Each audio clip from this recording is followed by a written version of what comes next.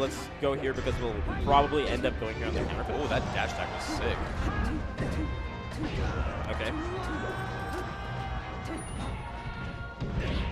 Oh, what? Yeah, not quite. Dash That's attack, dash uncharacteristic, really. Maybe they just weren't ready for PPU's DI on that. Great needles from Android in the corner. Doesn't need to do anything except throw those out right now, really. Right. Looking very M2K-esque. Yeah. Yeah, I mean, she can kind of play multiple different styles within the same game. So if she plays like kind of keep away and needle heavy, which is what is kind of happening on FD. So maybe they want to try that strategy in other stages where Android isn't like super committal on either player, but kind of just harassing both the opponents, you know? Did you see that up smash to up air from Android on SFAT? Too good. Oh my god. Too good. Okay. Again, I do really feel like that FD is the stage that Android and Armada just like grind for punishes, because you see all their sickest combos here. So far throughout this game, every touch they've been getting has been maximized for damage. For sure. SFAT kind of putting himself in a difficult position, but he gets away with it.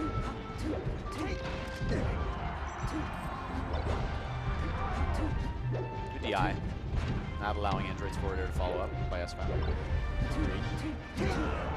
Jab up smash. Jab up smash.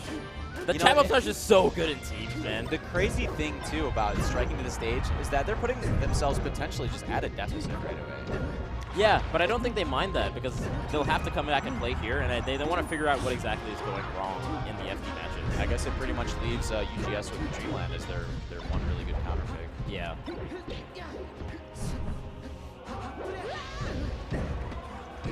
Touches him off the up tilt. Right. Pretty decent punish. We're actually even on stocks now. Is it? Yeah. 4 stocks apiece. Yeah, 4 stocks apiece. Despite, PPU trying to get a little juicy edge guard going. And yeah, PPU at high percent is going to kind of stay a little bit away. Oh, Android. He missed another KO. Off the F tilt, this time going for an up air instead of a forward air. Nice. I like that he opted for back air there because up air could have been smashed DI out of. Yeah, look at the damage that blue team has built. Yeah. They're coming back right now. The roll up from SFAT. Yo. This is why they wanted FD. PPU, I suppose. One of them. Dude, it's going to last stock right now. Right. How did blue team bring this back? Okay. Oh, a couple 1v1 punishes going on. Android a little late to help Armada. Yeah. Ends up getting punished out of shield by S. That's a big shine by Armada. Oh, PPU needed that grab on Armada. Now they're going to get, okay, I thought maybe a 1v2 combo on SFAT. Not quite, though. Can SFAT fight his way back into center? The full hop drill. Oh, my goodness. Oh, my God. Oh, he covers the roll in. Yeah. Android not there to help. Up air! Oh my God! Dash attack up air to clean out that stock. Oh, and then PewFat to get up in place. PewFat. They really cleaned up their punish game so much as the game went on. Their punish game just like increased, and they understood where each person was going to be. And killing it on last stock right now. They are. They really are. When it comes down to the end of the game, they're so consistent. Yeah. No joke. Really consistent. Really consistent. And I think in that situation, in the start of that game, it felt like Android was trying to playing that keep away style and then throwing needles to harass. And what they decided to do is just go in on Armada. It felt like they were doing a lot more combos on Armada. And as a Fox, these two were super used to getting a high percentage there. And by the time Android could kind of realize that and come back in, it was already too late, and he's already eaten so much percent. And then that kind of situation felt like it played over and over again. So I wonder what the adjustment will be from Team UGS now that their 6-stock FD pick from the set 1 is gone. Yeah, imagine that, 6-stocking them in the first set, beating the second set. They, you know what, tell you, they had a fat lead early on too. They had like a 2-stock lead. Yeah. Stage control. Yeah.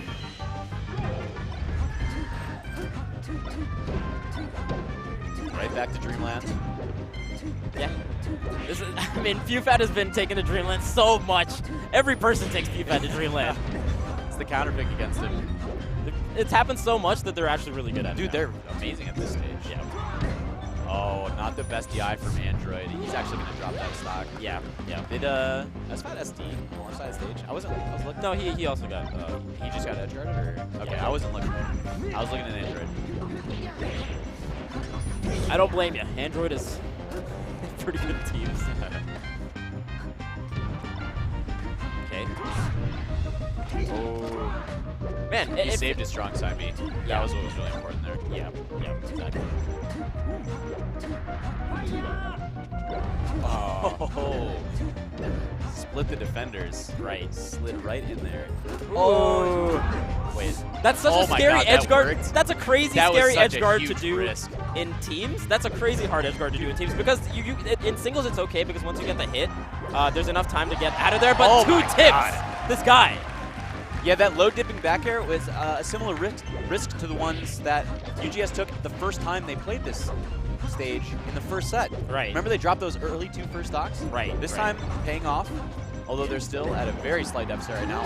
Android evens it up. Yep. UPU playing with a lot of space in center right now. SFAT doing an amazing job pressuring in the corner. Right. Ooh, the target switching. He had the up air on Sheik, but he decides to go for a nair on Fox. Dude, I love the nair on the Fox after that. And it's such a big hitbox that it's still going to hit the Sheik. It still threatens so much. Yeah, I think what PPU really understands is that Marth is not about long combos. He's just about creating space, pushing the other team into the corner. In teams especially, yeah. Yeah, in teams, that's the exact point I was trying to make. Right. SFAT with a solid edge guard. Oh, Android, amazing stall to stay alive. At that percentage too, so important. UPU at 60% and 3 stocks. Yeah. Oh, he needs to hold this one actually. Look at that. UGS drops a combo again. Armada's back there. Yeah, I feel like they've done that a lot throughout these 2 sets. They're getting pushed, man. They're getting pushed. They're getting pressured. The momentum swings from QPU are so potent. Oh, that was so close. I like that Android uses invincibility to get right into the middle of that combo because QPU was ready for that down air. He interrupted it very nicely. Great DI by Armada.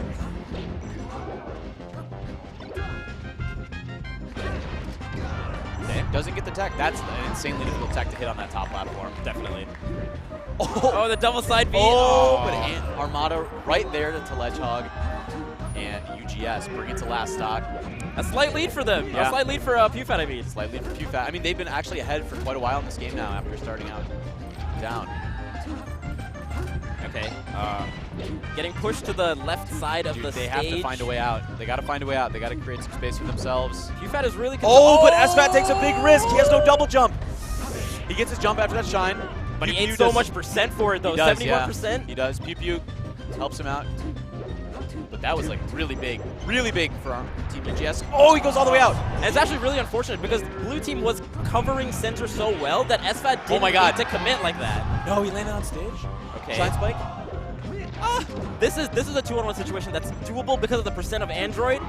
But of course, Team Red is going to. Oh my God! Up the grab release combo they're trying. All right, he still got it. He still got it. No, he doesn't. Rolls early. Rolls way too early. Dude, Android, that's such a high percentage. Oh my God, that F smash. Oh man. I'm feeling a mistake from UGS. They got to keep it together. Well, they know the game plan They're of what. playing it so safe. Falling up air? They Not know, off the top they know what Kevin's going to go for. He's going to go for Android, right? So as long as they protect Android and kind of keep away and Armada goes in, they should be safe. But Pew is changing targets so well. Oh my God, he didn't get the tech chase. Oh, man. That was his chance. Yeah. Pew was pushing Armada off him so well. Yeah. And that was the one, you were talking about it, the one big mistake. Yeah. He got the strong nair on Android. He went for a read on the tech chase, dude. Did not react. He could have definitely F-smashed Armada. Brilliantly played 1v2 from Pew with a character typically not known for being good in 1v2 situations. True. Man, okay. Whew. Team Alliance sweating a little bit. That was actually huge that they won that game. If they had dropped that and gone down 2-0, yeah, they'd have had to have win on Story, Stadium, probably. Potentially. Yeah. There's certain moments in the set, and I think that's like one pivotal moment in the set that they did finish out that edge guard in that 2-on-1 situation. Because the momentum shift would have been huge. Android barely got that fair on SFAT at the end. Yeah. It was so close, dude. Right.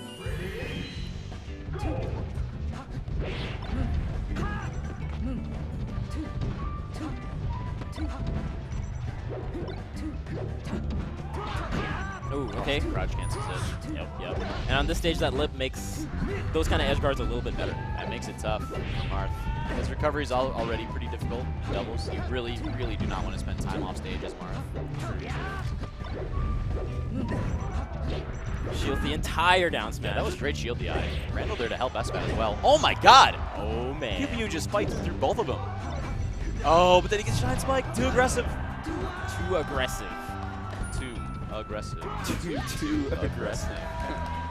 Even on stock still, SFAT hanging on. Look at the aggression. Just running all the way across the stage still, even when he's at 113%. Why not? Why not? I mean, he completely understands that they need him at any percent to be pushing the envelope and creating opportunities for them. True. He understands his role. Oh, that shine was nasty. Yeah. At the very least, it grounded them and allowed for them to keep the pressure on. Oh, that forward air was cool. Yeah. Great recognition. Oh! Nice. Dunked him. Oh, okay. The dash attack from Armada saved Android. He looked like he was going to get another helping. Another helping. Another secondary helping with the down air. Can I get seconds, please? Not typically something that you want. No. Oh, he missed the grab. PPU keeping himself quite safe right now. Accidentally with the up tilt on his teammate.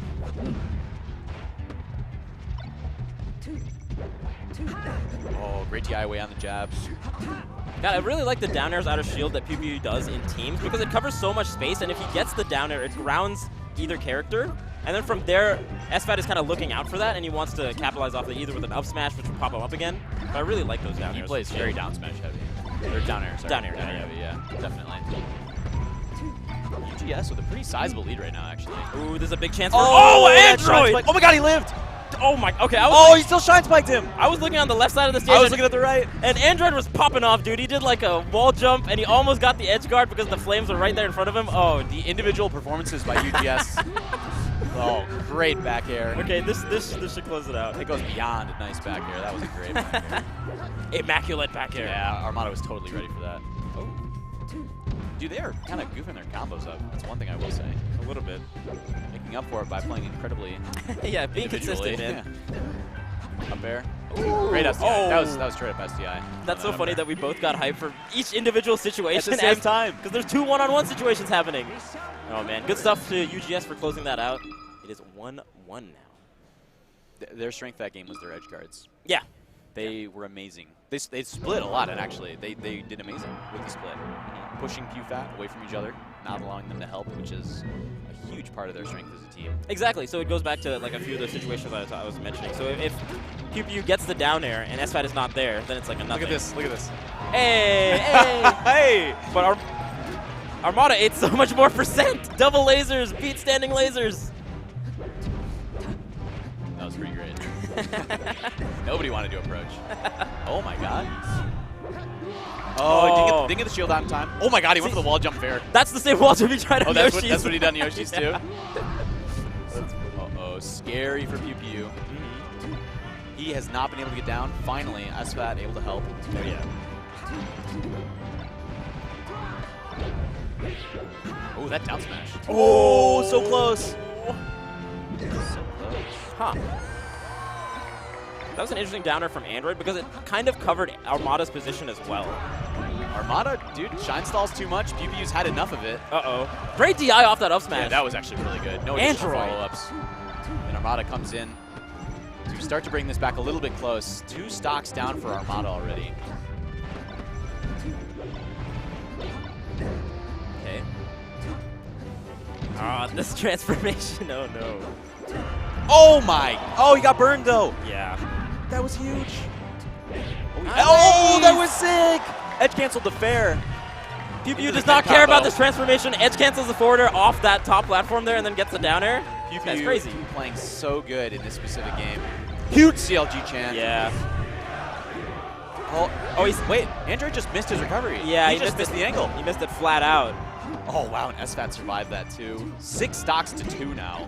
What a reversal. With Armada at 74% as well. SFAT's just lasering. Build that damage. Why not? With a lead like this, damage matters so much more than anything else. Oh, dude, and he did not DI that well. No, he either. didn't. A simple roll up, and we're going to game 5. Game 5 second set. What more could you ask for, Vish? Yeah, yeah. Jumps to forward air. Up air. Okay. Oh, you can't quite. No, you can't land. You can't quite get up there. Dude, the thing is, that position that Sheik was in, she can't really do much on the descent anyway. And you got two players with the amazing up airs. It was like, Sheik, what are you gonna do? Air dodge and hope they both miss. Sorry, dude. Sorry, Android. There's like nothing he could have done. Yo, game 5, sharing the water bottle. Let's go, PewFat. The secret to success. Yeah, and on the other side, in every way. In every way. And on the other side, I actually saw Team UGS sharing hand warmers. My guys. Everyone. Let's go. All right, game 5. It felt like the transformations really did not work out at all for Team Alliance, and it felt like PewFat were really comfortable during those positions. Yeah. Like the windmill transformation, they just controlled that, you know? Whereas it felt like Armada Android had like a game plan, and it felt like it was just thrown off for a little bit. All right, Battlefield. Dude, we're going back to where we. Oh no, where? we didn't start. We started FT. I'm just so used to sets starting on Battlefield. That's true. That's true. Battlefield or bust. Super scramble right now. Nobody has any control. Yeah, yeah. A lot of percentage being built up on blue team, especially. Oh, and SFAT. Android. SFAT. He bumped his head. Yeah, and Android made clean work of him with that forward air. Yeah, that was beautifully timed. SFAT has to create space. Yeah. Oh, the strong back air. Nice. There we go. Nice. You know what? I don't know if Armada actually had to like seal that edge guard on PPU. I feel it might have been better if he just went for the. Yeah, I guess he didn't want to risk it. He just wanted to, hey, I want to make sure his stock is gone. Yeah. Yeah, you know what? They had a lead already at that point too. Right. So build the lead. Right. Build the lead. Blue team has had very little stage control so far. It's what they need to be successful as well. Yeah, Android is actually controlling center really well. He's just kind of going there and then doing fade back airs, which control that little inside between the two platforms on the left side. Yeah. Nice. Oh my god. Android has been killing him. Yo. Dude, and Armada's got 4 stocks left. I gotta say, this is a 3-stock lead. Huge 3-stock lead. With Android like controlling center, Armada is just kind of free to do what he wants. It's actually really nice. And he's done it well. Oh, that power shield. Ooh, gets the reverse hit. It's enough. 2 stocks. Blue team still at relatively low percent. If they can just push red team into the corner once. Oh, here we go. This is more like it. Huh. You're spending a lot of time on that edge guard on Android. Yeah. I don't know if it was well advised. I mean, SFAT was doing okay against Armada. That's good. But Armada got an inch, and if you give Armada just a don't give little bit of Armada space, an inch. You don't give him an inch, dude. It's like that fable. If you give a mouse a cookie, he'll want a glass of milk. No. You give Armada an inch, he'll take your entire stock. Exactly. Don't give it to him, man. Gotta get this edge guard. Does not. Okay. That didn't work out for him because Armada. Oh my god, and he forward aired him into the fire too. Yeah. Still get the stock. Oh no, I thought he would stay in tech chase. Up smash? Okay, up air. Up air. All right. SFAT has finally managed to hold on to a stock for a while. He was dropping him quick, but at 118, he needs to do work. Yeah. You see how he threw Android off stage? To get him out of center. It felt like SFAT was understanding, like, wow, Android is really controlling center. I'm just going to throw him off stage. It wasn't like he's trying to set up for an edge guard. Yeah. Okay, blue team. This is big, this is big, this is center big. Stage. Oh, Android is just there. Android is too good. It's been an amazing game for Android. He's played so well. Yeah. Several solid edge guards, creating space for Armada on his recovery. Great mix up with the double jump from PPU. Okay. And now Martha's above. Dude, they're both way up there. Yeah. I thought somebody was going to hit somebody else. Wait, okay, SFAT's got to keep Armada in this corner. Oh. Dude, they don't get the punish. Yeah, and PPU is committing super hard to trying to edge guard Android, but it would be okay if he got it. He needs to hold this stock. SFAT at low percentage really needs to get something done. Look how safe Android is playing with those like back airs well positioned that are not really committal. And SFAT just keeps running into them. Yeah. Nice. Oh, walks up. And now 3 stocks to 1, and I don't even think it's gonna. Of course he's gonna back air. Of course he's gonna back air. He could have up aired. He could have done anything. He decided to back air to give Armada the last killing move. Brotherly love. Oh, and the synchronized hugs, man. I'm really excited for where Teams is gonna go, Webs. I really am. I'm so happy at these revive. These sets have just been getting better and better. Yeah, everything is going to game 5, and these teams are adapting within the set and pushing each other so well. But good stuff for PewFat to taking. Oh, man. Or good stuff to Armada. Sorry. I thought you were going somewhere. Yeah, sorry, I was going somewhere else with that. PewFat takes a good amount of fuse points from this tournament, but Armada UGS taking another 500 points for their fuse. They're just so far ahead. They're so far ahead now. That's what I was trying to say. It's not even close anymore. Jeez. Like, they're really far ahead. When the other infographic came up, it was like, what, 2,400 or 2,700 to like 1,400? Yeah, it was like now a it's gonna be lead. Now it's going to be even bigger. Who can stand up to these guys? Muffin, where are you guys? Not at enough fuse events. Yeah. Sure. Congratulations to Team UGS. They got towels for winning. I think they're First gonna place towels. look at these towels. Congratulations to Team Alliance of Armada and Android. D-Disciple. This concludes Melee Top 4. Stick around, everybody, as we have Wii U Top 8. But just in case, if you guys have done a raffle for the Wii U Top 8 controller, we're about to be raffling that off in about 5 minutes. So stick around, make sure you got that. And afterwards, we will be raffling off a GameCube controller for Melee specifically. Ooh. I'll let you guys know all the details about that one, so stick tuned. All right. Thanks to Sean. I don't know if the stream could hear us, but I just decided to stay quiet because D-Disciple has got a strong voice. But yeah, amazing. He's done an excellent MCing job, too. Yeah, he has. So first place, Team UGS. Second place, PewFat. Third place, KFC. The second fuse tournament in a row. KFC. And then fourth, Plup X. That's true. Yeah, Plup X is also another team that I think could really get fleshed out just because they're not fleshed out, but they have so much variety in their choices because of the two characters that they could go. So I think Axe has like other characters. That's what I'm saying. He's got a Mars, he's got a Young League, he's got everything. So I feel like he'll always play Big June doubles. I think so too. Yeah. I think so too. But there's just like some stuff they could try out in certain situations, and I think against certain characters because they haven't fought Sheik Falcon too much before. I don't believe. That's not really a high-level team that you see too often. Unorthodox. It's actually it's really impressive. I like it a lot. I like it a lot. Do so well with that composition. Oh yeah. Here, I'll pull up the bracket. Let's see. Wait, to go beyond the top 4? To go beyond the top 4? Of course, we do have Wii U 8, top 8. Wii U top 8 coming up. Yeah. Melee singles, top 8. The other surprising thing is Hungrybox hasn't been doing too well. I think he needs like a nice static partner. Hungrybox, even with M2K, like for a long time, you remember? HBox M2K was like the team. Yeah, of course. How could that go wrong? How could you forget that? But they were mad struggling for the last year or so. Here they lost to Wizrobe and Westballs 3-0 actually. No, well, that was Prof and Hungrybox. I mean, sorry, what am I saying? Prof, yeah, Prof and Hungrybox beat MSK's not here. or lost to Wizrobe Westballs. But I'm saying that Hungrybox in teams is not doing as well as we've seen in the past. At Royal Flush, he did really cool with Zoo. Oh, you did play. Yeah, that was an interesting team. With Zoo, Professor Pro. I think static teams is really the future, dude. Yeah. I mean, for a long time, HBox would team with M2K. Yeah. Or Plup. Yeah. Back in the Puff Samus days. Yo, I remember that. That's a frustrating Town team days. to play against. Samus, Plup Hungrybox, Puff Samus. That's a crazy team. Oh, man. Weird team, too, because, like, Samus's grab is not, like, it doesn't set up for... No. You don't use it a lot in teams. I guess maybe you could use it more in teams than singles. Yeah. But now Armada has to shake it off. He's not done yet. Nope. He's got top 8 coming up. He's got top 8 coming up. And his first match will actually be versus Shroom. I believe SFAT also has top 8 coming up. Yeah. Or... Did SFAT have top 8? That I'm not sure. I don't believe so. Did he lose? Sweet.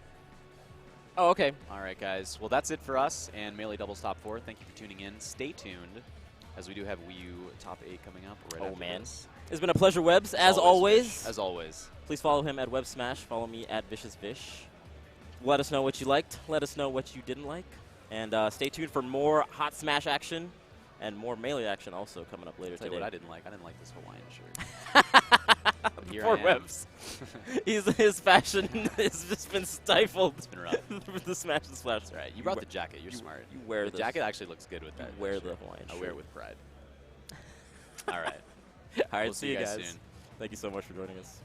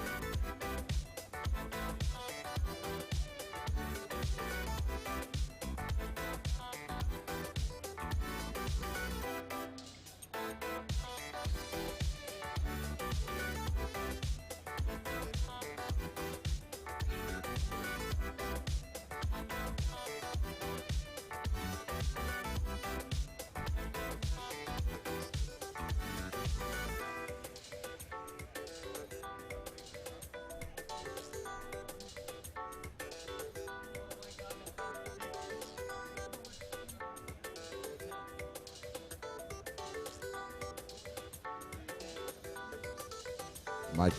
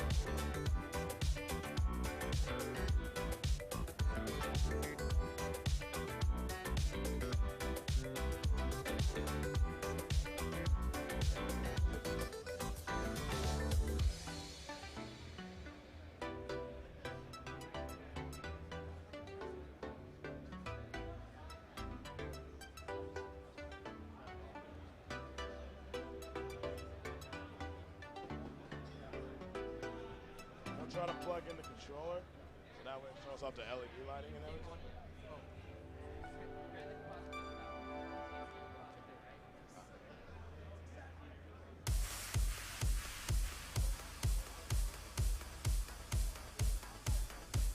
Larry, head over on the player 2 side.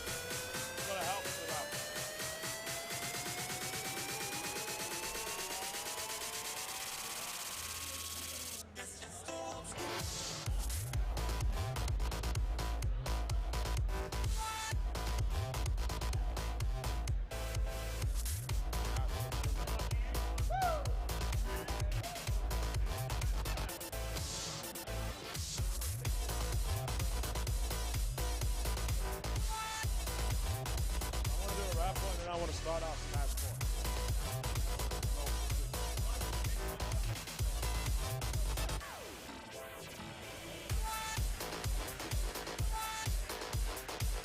4. Mike.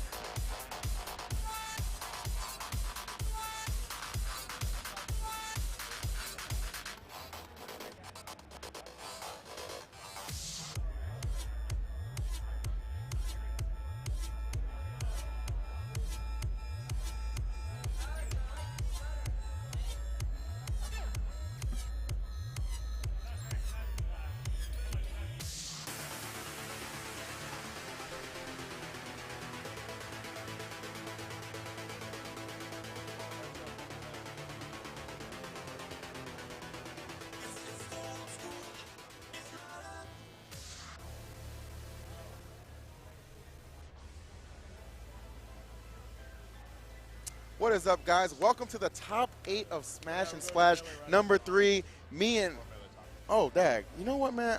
I can't do this alone. I need a pro. I need an expert. I need a master, man. Yeah, let's go ahead, summon it. I choose you, Coney ZZ. Cody! What's going on, my friend? We are here again, Smash and Splash 3, Smash 4 Top 8. What's going on, everybody? Thank you for tuning in. We have had a hell of a weekend right now. Absolutely, my guy. I cannot believe some of the matches we've seen. A lot of the stuff has really been kind of like status quo. Like, you know, people who you didn't expect to lose haven't lost, right? But in the process of that, it's actually set up for some of the best matches of the weekend. Absolutely. And how appropriate that they take place in the top 8. Yeah, we have seen some killer matches, and we've seen some excellent Smash 4 play. A lot of people saying that the game could be kind of volatile, can have a lot of upsets where maybe you wouldn't expect some. But at this event, we have seen the best of the best all over the world compete, and they have come to play and win this event. Ally, notably, coming for the three-peat. He won last year and the year before. Yep, no doubt. He's coming hard for that title. Yeah, man, I think he has a pretty good chance of it. You know, you look at somebody like Zero's probably the odds-on favorite to win. Yep. They look at the last 2 events that Zero's competed in. He has not won either one of those events, for Ninja Saga or Momocon, man. Yeah. And I know, you know, he's like, I don't really want to call it a slump because he's still performing very well. Absolutely, and, you yeah. know, most people's slumps would have been a lifetime accomplishment for me Yeah. if I could even place even close to what he's doing, man. But it is something to note, man. And I do think the three-peat is possible for Ally when you really look at his bracket. It looks pretty good. Absolutely, yeah. He is going to be coming up against Mr. R, who is actually up in long-time sets, so Yep. that's going to be a killer set that we're going to watch. We've got another rematch between Tweak and Zero that we're going to get to cast, and of course the wild card in this top 8, the guy to watch, Mr. E, the best Marth, probably in the U.S. I was going to say the world, but we've always got Leo Yeah, over watching in Mexico. Leo does big things, no doubt about it, man. Yeah. You know somebody else is doing something pretty big? MVD. I believe him and Larry actually will be first up. I'm excited to see MVD for the sole purpose of, I feel like every time I've casted this guy, like he's on the bubble to get in the top 8, he loses. Yeah. And I've always felt so, you know, bad about that. But luckily, I wasn't casting yesterday in top 32. And what did he do? 2 stock Dark Shad in game 5. Makes himself. Push through. That's going to be a hell of a set. Yes, sir. And we're going to see an incredible top 8. But first, we're going to go ahead and cut it over to the stage. We got D-Disciple with an important announcement. Let's go. Let's go ahead and kick it over. All right. What's happening, everybody? Welcome for Wii U Top 8. All right. If you guys haven't noticed, I got me like a nice little special guest. Before we do Wii U Top 8, we're going to wrap off a nice GameCube controller, courtesy of my boys from Blueprint Controller from Battle Beaver Customs. So we got ourselves a Wii U controller with LED lighting, tall triggers. You want to zoom in on that controller right there? You want to zoom in on that, cameraman? It does change colors. Thank you, Esan, for your great observation. But let me introduce my guest real quick, man. What's your name, bro? Alex. No, what's your tag? Lucky. All right, where you from, Lucky? Minnesota. Minnesota. Hail from Minnesota, Lucky. So, Lucky, you know why I brought you up here, right? Yeah. What are you about to do for me, bro? Raffle some GameCube controllers. That's what I like to hear, raffle some GameCube controllers. So, Lucky, can you grab me the lucky winner out of that cup, please?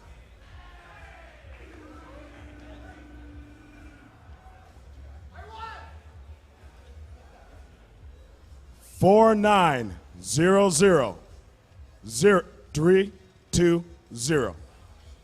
49000320. Is that you? Come on up, my man.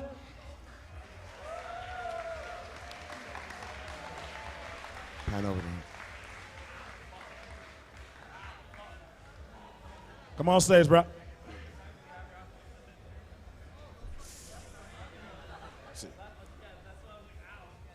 We got a match. All right, what's your tag, bro? Oronite, Where you from? Wisconsin. Hail from Wisconsin, Oronite. Congratulations on your controller.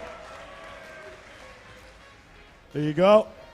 You got a nice little case from Battle Beaver Customs. That was the quickest raffle I've ever done in my life. So, shake your hands one more time, bro. Congratulations again from Oronite from Wisconsin. All right. Let's get this top 8 on the way. Thank you guys. You guys can get off the stage, bro. Don't drop it, bro.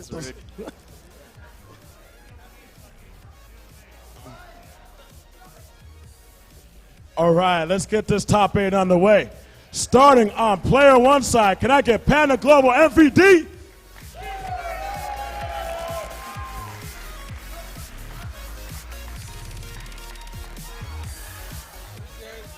Yeah, that's mine. Don't touch my phone. I already did. Too late, bro. How you doing, man? I'm alive. No, I didn't expect you to get top 8. Okay. So you got to play Larry. Because I can. Because I have better hair than he does. Anyway. Look, man, you're about to take one L on the hair. Don't take another L from from Larry, man. So how you feel about Larry right now? You know, he's just another person like everybody else. But he's pretty good. I have a lot of respect for him. But I'm here to win, not be his friend. So I'm looking to win, obviously. You know, we'll see what happens. No prisoners from MVD. Thank you, my man. So let's get on the player 2 side, the most honest Fox player ever, Misfit Larry Lur. What's happening, bro? How you doing, man? How you feeling right now? That's a great response from Larry. I didn't expect anything. That sounds like a bored response to me, honestly. So how do you feel about this top 8? You ready to win it? I'll do my best. God, you are so modest. Sit down. All right, so let's get top 8 on the way. I'm going to give it back to Coney and EE. Oh, thanks, bro. All right.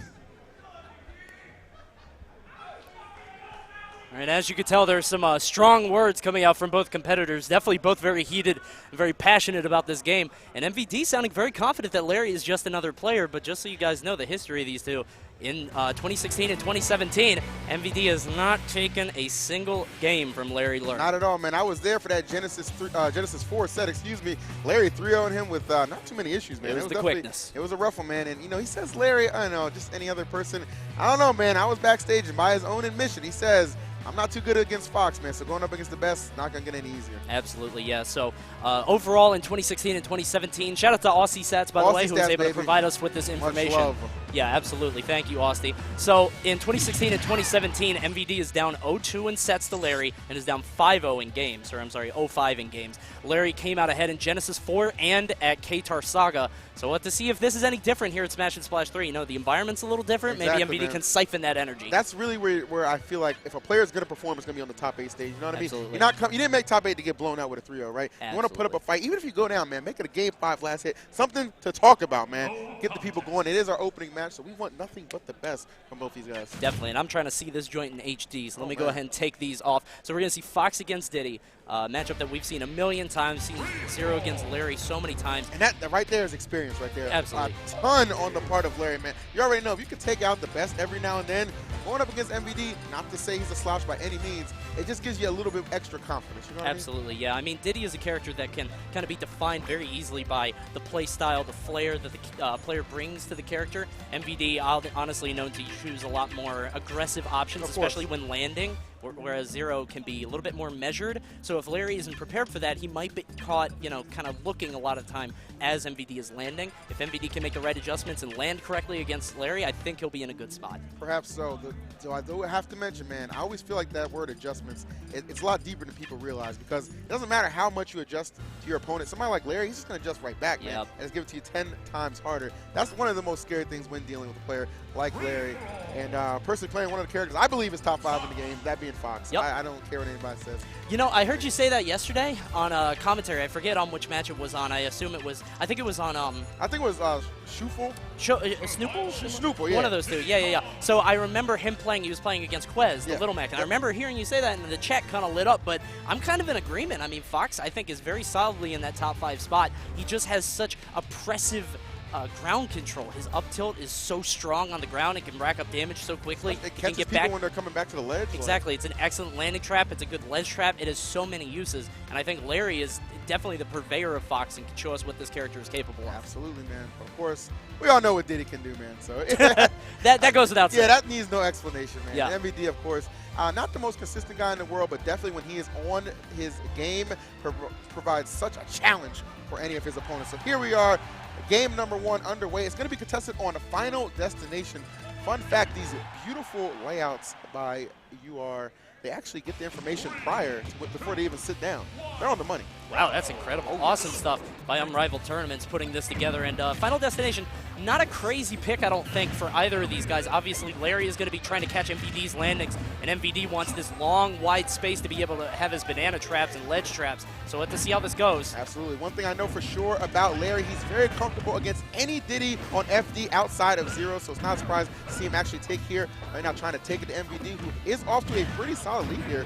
Keeping him in the air right now, bringing out the banana and trying to space very nicely, keep control of the banana. One thing always got to take note of, how your opponent controls the banana, man. If you can do it just as good as the Diddy, you got a good shot. Exactly. Yeah, a lot of Diddies know there are some players that you actually don't want to mess with and give them the banana. They can use it better than you can. I'm telling you, man, Larry can be one of them. There's even some matchups, man. I see Zero just electing just very limited when he does elect to pull out those bananas, in fact, because he knows sometimes the character, his opponent, just so good with him as well. But right now, it is a pretty even contest, I must say. And right now, MVD gets that back throw. Ooh. Kind of a surprise on Larry, almost dying. A little bit of suspect DI, but he's able to make it back. You're going to see MVD go for that down tilt confirm, or just hope that Larry slips on the banana himself, a little bit of slapstick, yes, and he gets that up smash. Absolutely, man. That was just great presence of mind by MVD and a lot of patience behind that decision as well. Kind of letting Larry make the first move, just there to capitalize perfectly. As we see Larry, though, take control of the stage and just going to go ahead and just fling out those up airs. Just so imposing and so powerful as you see him immediately back into this match. You cannot stay in the air against Larry. If he gets you with one up air, he's going to get you with 5 more, as MVD just figured out. That is not an over-exaggeration either, man. Shouts to Fatality. Yikes. Yes, sir. That set is a massacre. So here we are, MVD with a pretty comfortable lead, 64%. Oh. Obviously, if Larry can get, one grab or one up tilt, something like that, he'd be able to rack it up. But now MVD just using masterful control of the stage. Larry's not gotten to hit this stock. No doubt about it, man. Oh, wow, actually tossing it the wrong way there. A little bit of an error, but still with a very comfortable lead here. Gets the monkey flip to just continue to keep stage control, and it is working out quite well here. All right, he's going to go for something big here. No, actually, elects to just pull it back right there. Perhaps not wanting to chance anything. And I can kind of understand that situation. If one thing goes awry when you're off the stage like that, somebody like Larry can really make you pay. And in the case of Diddy Kong, it could result in a stop. I honestly love that decision, him not going down there, because he has so much to lose. He has an over 100% advantage. He has no reason to go down there. And we've seen him lose sets like that before. We do not want to see it again today. But right now, Larry's going to make him potentially lose this game on his own until he catches that hot hand from the Diddy up tilt. That was a good response right there by MVD. Didn't allow himself to get overwhelmed. Stayed cool. Understood if there's a window to sneak in through, I'm going right through, baby. The up tilt gets the job done. So really good game right there. And finally, MVD actually on the board within the 2016-17 season between those two sets. Right? Remember, he had not taken a game up until this very point. It's just that easy, man. It's like we said, man. People show up on that big stage. You got to wonder. I mean, MVD loves that Moana stuff. He says he's Maui. Maybe it's all the water, in the building, kind of powering him up. I'm about it, man. I didn't see the movie, man, because I thought it'd be a little creepy going by myself. But, hey, I'll settle for this rendition. I'll tell you that much. It's a good movie. We'll play the songs on the way back. All right, I'm about it. We'll do that. So Larry choosing Town and City. No real surprise there. Got the smaller blast zones, particularly the ceiling. He's going to try to keep MVD in the air with some up airs, up tilts, stuff like that. Absolutely. That is where Larry tends to excel when he gets you in those positions. It makes it so uncomfortable. When Diddy Kong is just trying to land, as we're seeing right there, Larry can really just put on the pressure. But the same can be said for Diddy Kong to Fox. Yeah, this is just kind of a slugfest. These guys that was really good. I love when Diddy's utilized the N-Air. Yes, right. It's so underused. Nair is so good for Diddy, but only in particular situations. Good stuff getting out of that rapid jab. Good air dodge on MVD's part, but that's got to be data in Larry's head. He's going to say, okay, he air dodges the first time. Watch out that second time. Yes, sir. All right, off stage here, monkey flipping back. Ooh. Excellent tech by MVD. Good presence of mind. And again, he air dodges the first time, and he waits for it, but he clips the first hit, doesn't get the second. And that second one is the one needed to finish things off there. So MVD catching a little bit of a break here. Though Larry still on the offensive right here. He definitely looks like he came to play. He's doing an awesome job. This forward throw might be able to do it. Yeah, just barely surviving. All right, looked like he had a read on that side beat. He didn't position himself too well to avoid the hit. And I feel like Larry kind of dropped his conversion there, allowed MVD to recover on stage, and there's the air dodge again. MVD keeps going for that, and it's kind of peculiar because MVD is known to pick very aggressive landing options usually, so I think Larry's just waiting for the air dodge, and he gets it. MVD getting another stock with that up tilt there. Yeah, for sure, man. Not allowing himself to get overwhelmed here, despite that good little momentum that Larry was starting to build right there. MVD just immediately able to kind of cool it down here and keep himself well within this battle. Good down throw there into the dash attack, waiting for MVD to land, but MVD intelligently retreating to the platform. Just gotta watch those air dodges, man. Larry is picking up on him and making him pay every single time. So he avoided the up air right there, but the up tilt was waiting. It's a frame trap, yeah. Yes, sir. One of the other good jab, grab, gets him in the air. Doesn't even wait for the air dodge, but he still gets the up air. It's relentless right here on these up airs, man. You said it best. Hits one, you can expect a whole bunch to come through. He's lucky that banana was actually there, probably preventing Larry from committing to going for the up smash. Absolutely. Could have been the stock loss here. Oh, that'll do it right there. Out of jab 2 comes the up smash, and that comes victory for Larry Lerner in game 2. Just boxing him out. We saw punch. He did a short hop nair over his shield to mix him up. Got one more punch, and then the up smash just all over, man. That was like a Final Fight Streets of Rage sequence there. That was wild. Awesome stuff to Larry, who takes game 2, trying to solidify his dominance over MVD typically. I mean, like you said, MVD winning that first game was huge in terms of momentum. I wonder if Larry's just going to, kind of squelch that right away. Well, one thing that's probably that might work in advantage, to MVD's advantage, is the fact that he's looking at, he won the first game, right? So now Larry has to play on his counter picks too in those situations that really can define how this set's going to kind of shape up. Smashville's the pick for the next game. Not really a surprise here. Started on Final Destination. MVD had firm control there. Smashville's pretty similar in terms of stage layout. Yes, sir. See how this goes. Larry winning the war of the buttons there with that jab. Nice dash attack. Yeah, seriously, good patience on the part. Expected that monkey flip. MVD did not disappoint. You see MVD, again, just choosing aggressive options. He's always known to do that, just throw out aerials when he has a chance to, and Larry isn't really spacing or respecting them. I feel like Larry's just feeling like, all right, I'm in a position where I can just, anything you're going to throw out, man, I'm just going to hit you harder. You know what I mean? I have the good counterplay despite the options you may be selecting. I know mine, at the end of the day, are probably going to be better, and I think that's the kind of confidence that he plays with. Oh, I like the fact that he set him up with that forward tilt. That was so good. Kind of gives up stage control right there just to retreat and get that banana out. Yeah, we just got kind of a reset to neutral. Both these guys trying to get that first stock. Both of these characters can do so much damage on a fresh stock, so whoever loses this first stock is going to be at a huge disadvantage. Now, MVD going off deep, but does not convert. It's actually not that bad of a situation he found himself in because he had the banana to cover the fact that Larry got past him. Right now back on stage was the back throw to get him off stage. Not going to kill, but we keep seeing that situation. Larry just barely surviving. Pretty much any hit could kill him. Watch that Diddy up tilt. Would not be surprised to see that shave off the stock. Yeah, that's been so successful for MVD throughout this set, but so is that up smash of Fox throughout this character's lifespan. So good, so powerful, and so effective right there. Explosive backflip right there from Fox. And oh, there's the up tilt again, just sneaks it out. He just barely stuck that out of there. Excellent knowledge of frames right there by MVD. Oh, good catch. You gotta watch that monkey flip. That is the bane of Diddy's, and it's very easy to kind of autopilot and just monkey flip back to the stage no matter what. Even the best Diddy's can do it, and right now Larry is punishing him hard. Yeah, showing him what the best Fox is capable of right now. What a back air. Knocks him off that platform, off the stage here. Trying to recover there. The pressure is on, but somehow able to escape it just a little bit. Ooh, but that nair gonna confirm into the up smash, and Larry 1 game away from moving a little deeper into this loser's bracket. It was just so unfortunate for MVD. He got the weak hit of that nair and popped him right into the up smash.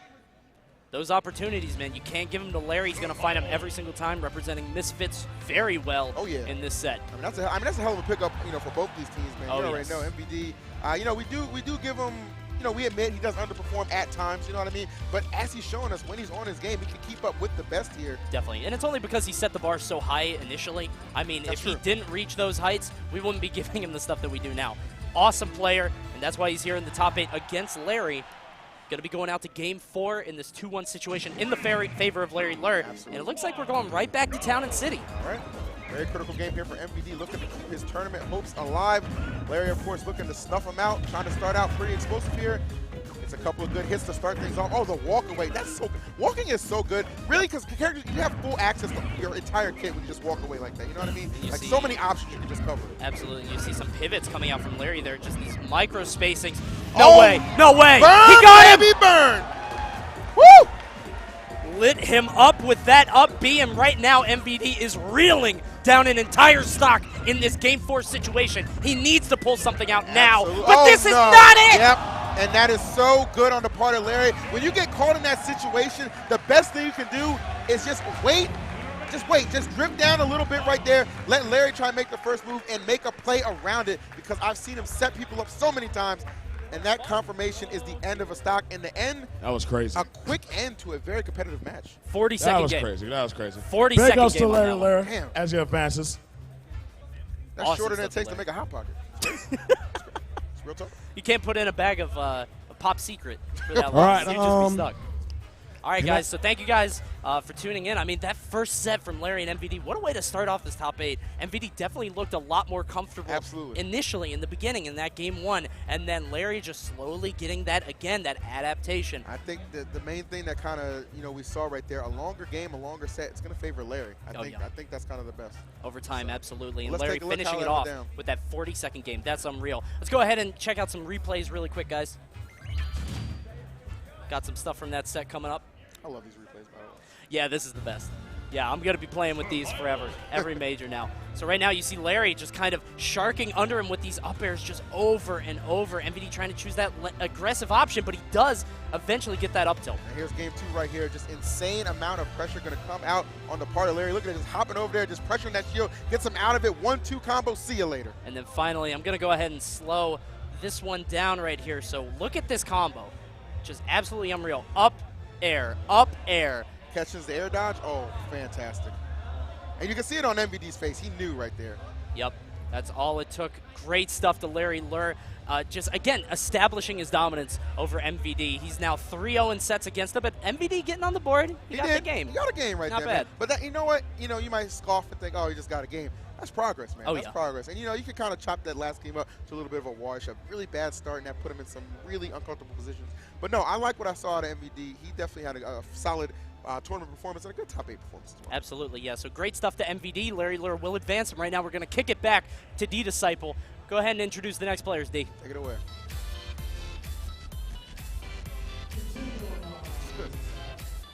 It's a great set.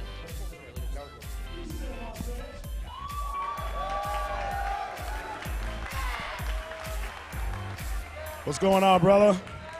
Glad to see you back on stage, especially after Combo Breaker. How you feeling? I'm feeling pretty good. Top 8's always good. I'm excited for this match. All right, how you feel the outcome result's going to be between you and Mr. E? Well, I mean, it's definitely the battle of the Erics, but I think I'm the better one right now, so we'll see how it goes. All right, good. Take a seat, bro. And on my player 2 side, can I get Team Rivals Mr. E? How you feeling today, man? How you doing today? Feeling good. All right, so it's a battle of the Erics according to the other Eric. Who do you think is going to take it?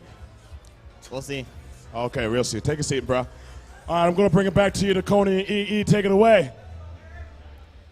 That's always such a difficult question, right? Like, he's basically saying, are you gonna get stomped, or are you gonna do the stomping? It's just like, what do you want me to say? Yeah, you know what I mean? It's a little bad because, if you end up being a little bit too overconfident, you might end up in a GR trash video. It's so very true. You want to choose your words very carefully. But Mr. E, not one to gloat, not one to talk a whole lot of trash. We're going to see ESAM against Mr. E. Fun fact, we've never seen these guys play before. Absolutely, man. This is their first encounter. I do believe ESAM, as confident as he tends to be in matches like this. I know that he said that Mr. E, one thing that he will keep an eye on, he can be a little sporadic, right? He can kind of explode at random times. Sometimes his option selection he won't necessarily understand, and that can play to his strengths and his weaknesses as well. Absolutely. So I know Mr. E has got to just be booming with excitement. You really look at the last couple of tournaments he's attended, not even really sniffing the top 8 because he's had struggles, getting out of pools, but not so much at this tournament. Has played on the money, despite an earlier loss to, I believe it was Ally, if I'm not mistaken. He was able to climb his way through, and here we are. Yeah, he could typically be one of those players that's very hot and cold, kind of reminiscent of ESAM, honestly. But he made it all the way here. We're going to have to see how he does against this Pikachu. Kind of an unfamiliar matchup for a lot of players. Have to see how well Mr. E can master this, or maybe he's going to have to kind of learn it on the go. Yeah, especially at this level, too, man. I mean, when you think Pikachu, obviously you think ESAM. Not to slight people like Captain L, Nero. There are other good Pikachus, man. Sure. But, somebody leading the forefront of the meta. Can't say it enough, man. That egghead himself.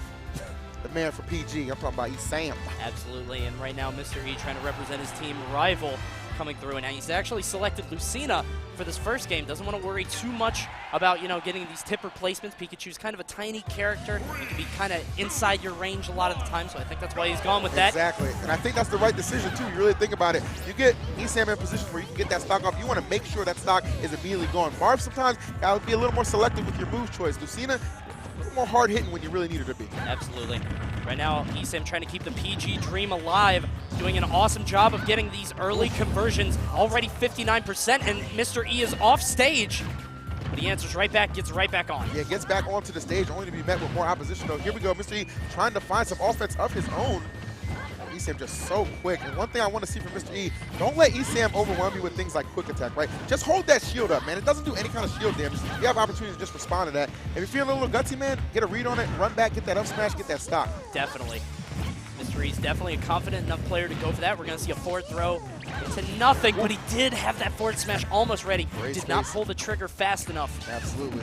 All right, goes for it right there, but Mr. E immediately just getting in his zone, not having too much trouble penetrating that, in fact, and it's doing him justice right now. Not bad at all. Oh. Gets the down throw, gonna go for running situation right there. Nothing really coming of it. Not too much here. Oh, that was good bait right there. Kind of turned away from him, got that shield to drop, and that stock will follow. All right, so with a slight lead here, Esam, nice. There it is, just hold that shield.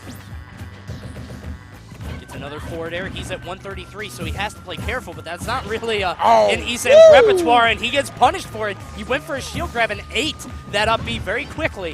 Had to see what he can convert this grab to. Yeah, seriously. Amazing stuff to Mr. E right here. More often than not, man, I see Esam just get the lead, just overwhelm opponents. Oh, but sneaking in that thunder.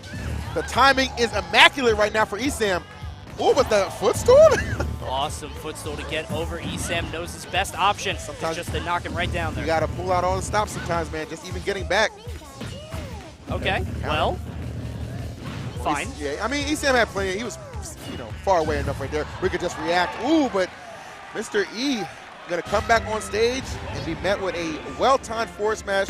So a match that started off pretty close, I want to say. Definitely started to sink into the favor of Esam. Honestly, I think that counter was the beginning of the end. That's what kind of took me aback because it put him in such a bad position. Esam just had to run up and hit him off stage, and he just caught him with that forward smash again. It essentially created an unnecessary opening. You know what I mean? Like, absolutely. There's really no need for that. I understand maybe you're trying to catch Esam, actually have it connect physically right there, but was not to be. Mr. E, though, not satisfied with that one, so we're going to run it right back to Smashville. I think this makes sense. I don't think the stage played too much of a role in his loss. Esam is just so good at getting you off stage and keeping you there and getting that early percent from the combos. Look at this, Mr. E having trouble even landing. All right, coming through here, trying to chase him down a little bit. Mr. E trying to put some space between them. Trying to catch him with that up air, and he's had so. Oh no! Oh no! Those are the heartbreaking plays, especially if you're a big Mr. E fan. He doesn't SD too often, man. That's not something you see out of him. But for it to happen in top 8 right now, that is a heartbreaker.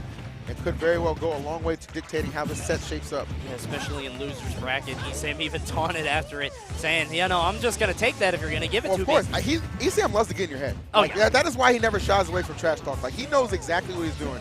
Understand this game is not all about just pressing the sticks, man. It can be quite mental as well. Does not have a jump. He's going to have to use that. Oh, wow, just sit him down. Great trades there from Esam. Understanding the position he's in. All those trades are going to benefit him. Put Mr. E further and further away on the left side and just eventually wrap things up. Esam said something to the crowd. Weren't able to hear it, but I mean, at that position, when you're one stock up, pretty much anything you do when you're off on the side, what's the worst that's going to happen? You're going to lose a stock? Fine, it doesn't matter. The other guy's only got one. And now Mr. E opting to go with Marth for this Game 3 situation. This is do or die. You have to, I feel like players like Mr. E, they do put a lot of confidence in the secondary characters. And for a Mr. E, that is like, his cloud is Lucina.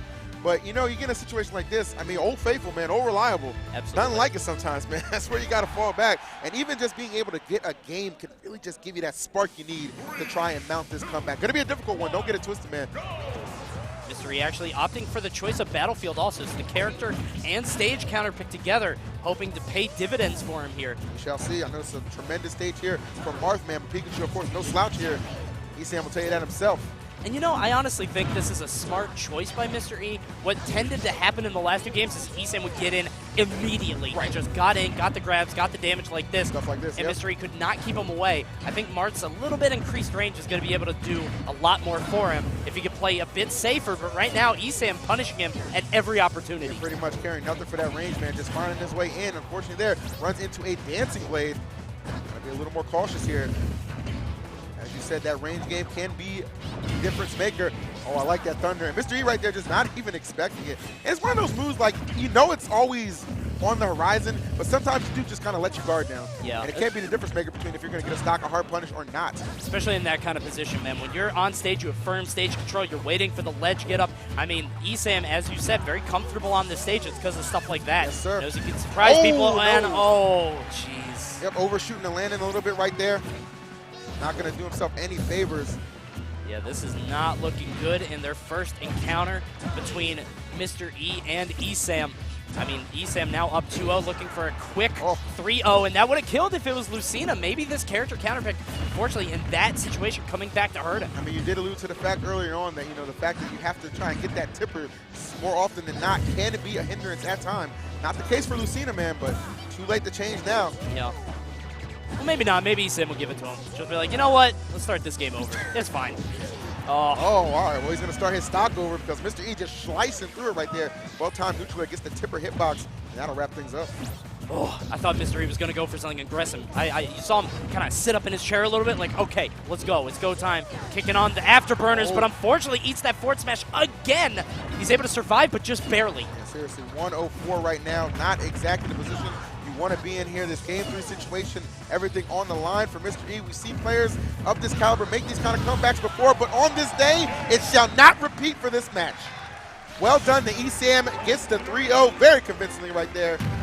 Wasting no time, extends the handshake, and he will move on. There's so much mastery of this Pikachu character. It can be difficult for Pikachu to get kills at certain chances, but in that set, he looked so comfortable just picking out where Mr. E was going to land, setting up the forward smash, charging it sometimes, and still getting it. He was just all over Mr. E and capitalized on every single killing opportunity. Absolutely, applying a lot of safe pressure right there and just picked his spots. And those spots that he picked oftentimes met Mr. E when he was trying to get his offense going. Did not work out too well, as we saw there. And as you're going to see as well, because we're going to run it back with a couple of nice, well-timed replays. Yeah, let's check some of these out. We got some of the best moments from the last game. So you can see right there, he tried to jump off the ledge, ate that forward smash, and then Pikachu's going to go ahead and roll on the ground. And then this right here was beautiful right there. Bam, get him off stage, and then just throw it out there. Same thing. Trade with the air dodge coming up. Trade with the up B again. And there's just no chance. Yeah, there's no opportunity there. And here we are in Game 3 situation. You're going to watch this. Mr. E hit off the stage. He forward smashes. And right there, that is the moment. And look at Pikachu. He's just like, excuse me? Yeah. Boom. He just gave it to him right again. I'm really surprised Mr. E going a little bit too high. And let me go ahead and show you something. Actually, well, I guess you'll have to see it another time because we're on to the next clip, and there it is, the up throw to the Thunder. Yep, and Mr. E just kind of acknowledging that. Yeah, and one of the things I wanted to show you on this is Mr. E just kind of gave Esam a lot of opportunities, and you could kind of see on Esam's face kind of the surprise with which he did. Look at this. Yeah, he's just like, go and look ahead. Why would you...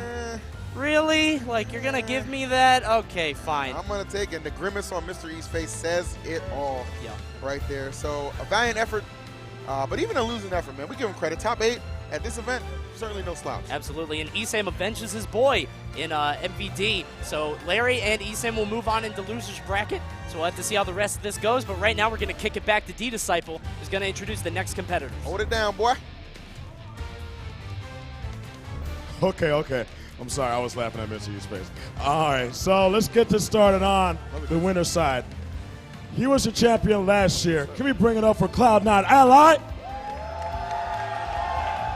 Oh, Twilight? Oh, 2 years. All right, Bob. Hey, you only won once in singles, so be quiet. So, about to play against Mr. R. How you feel about that, my man? It's going to be a 50-50 in my opinion. 50-50, so it'll go either way.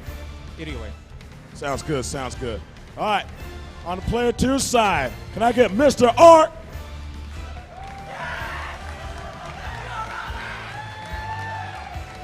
What's happening, my man? Yo, Mr. R, I heard this is your first time coming to a Smash and Splash. How you feel about the whole tournament?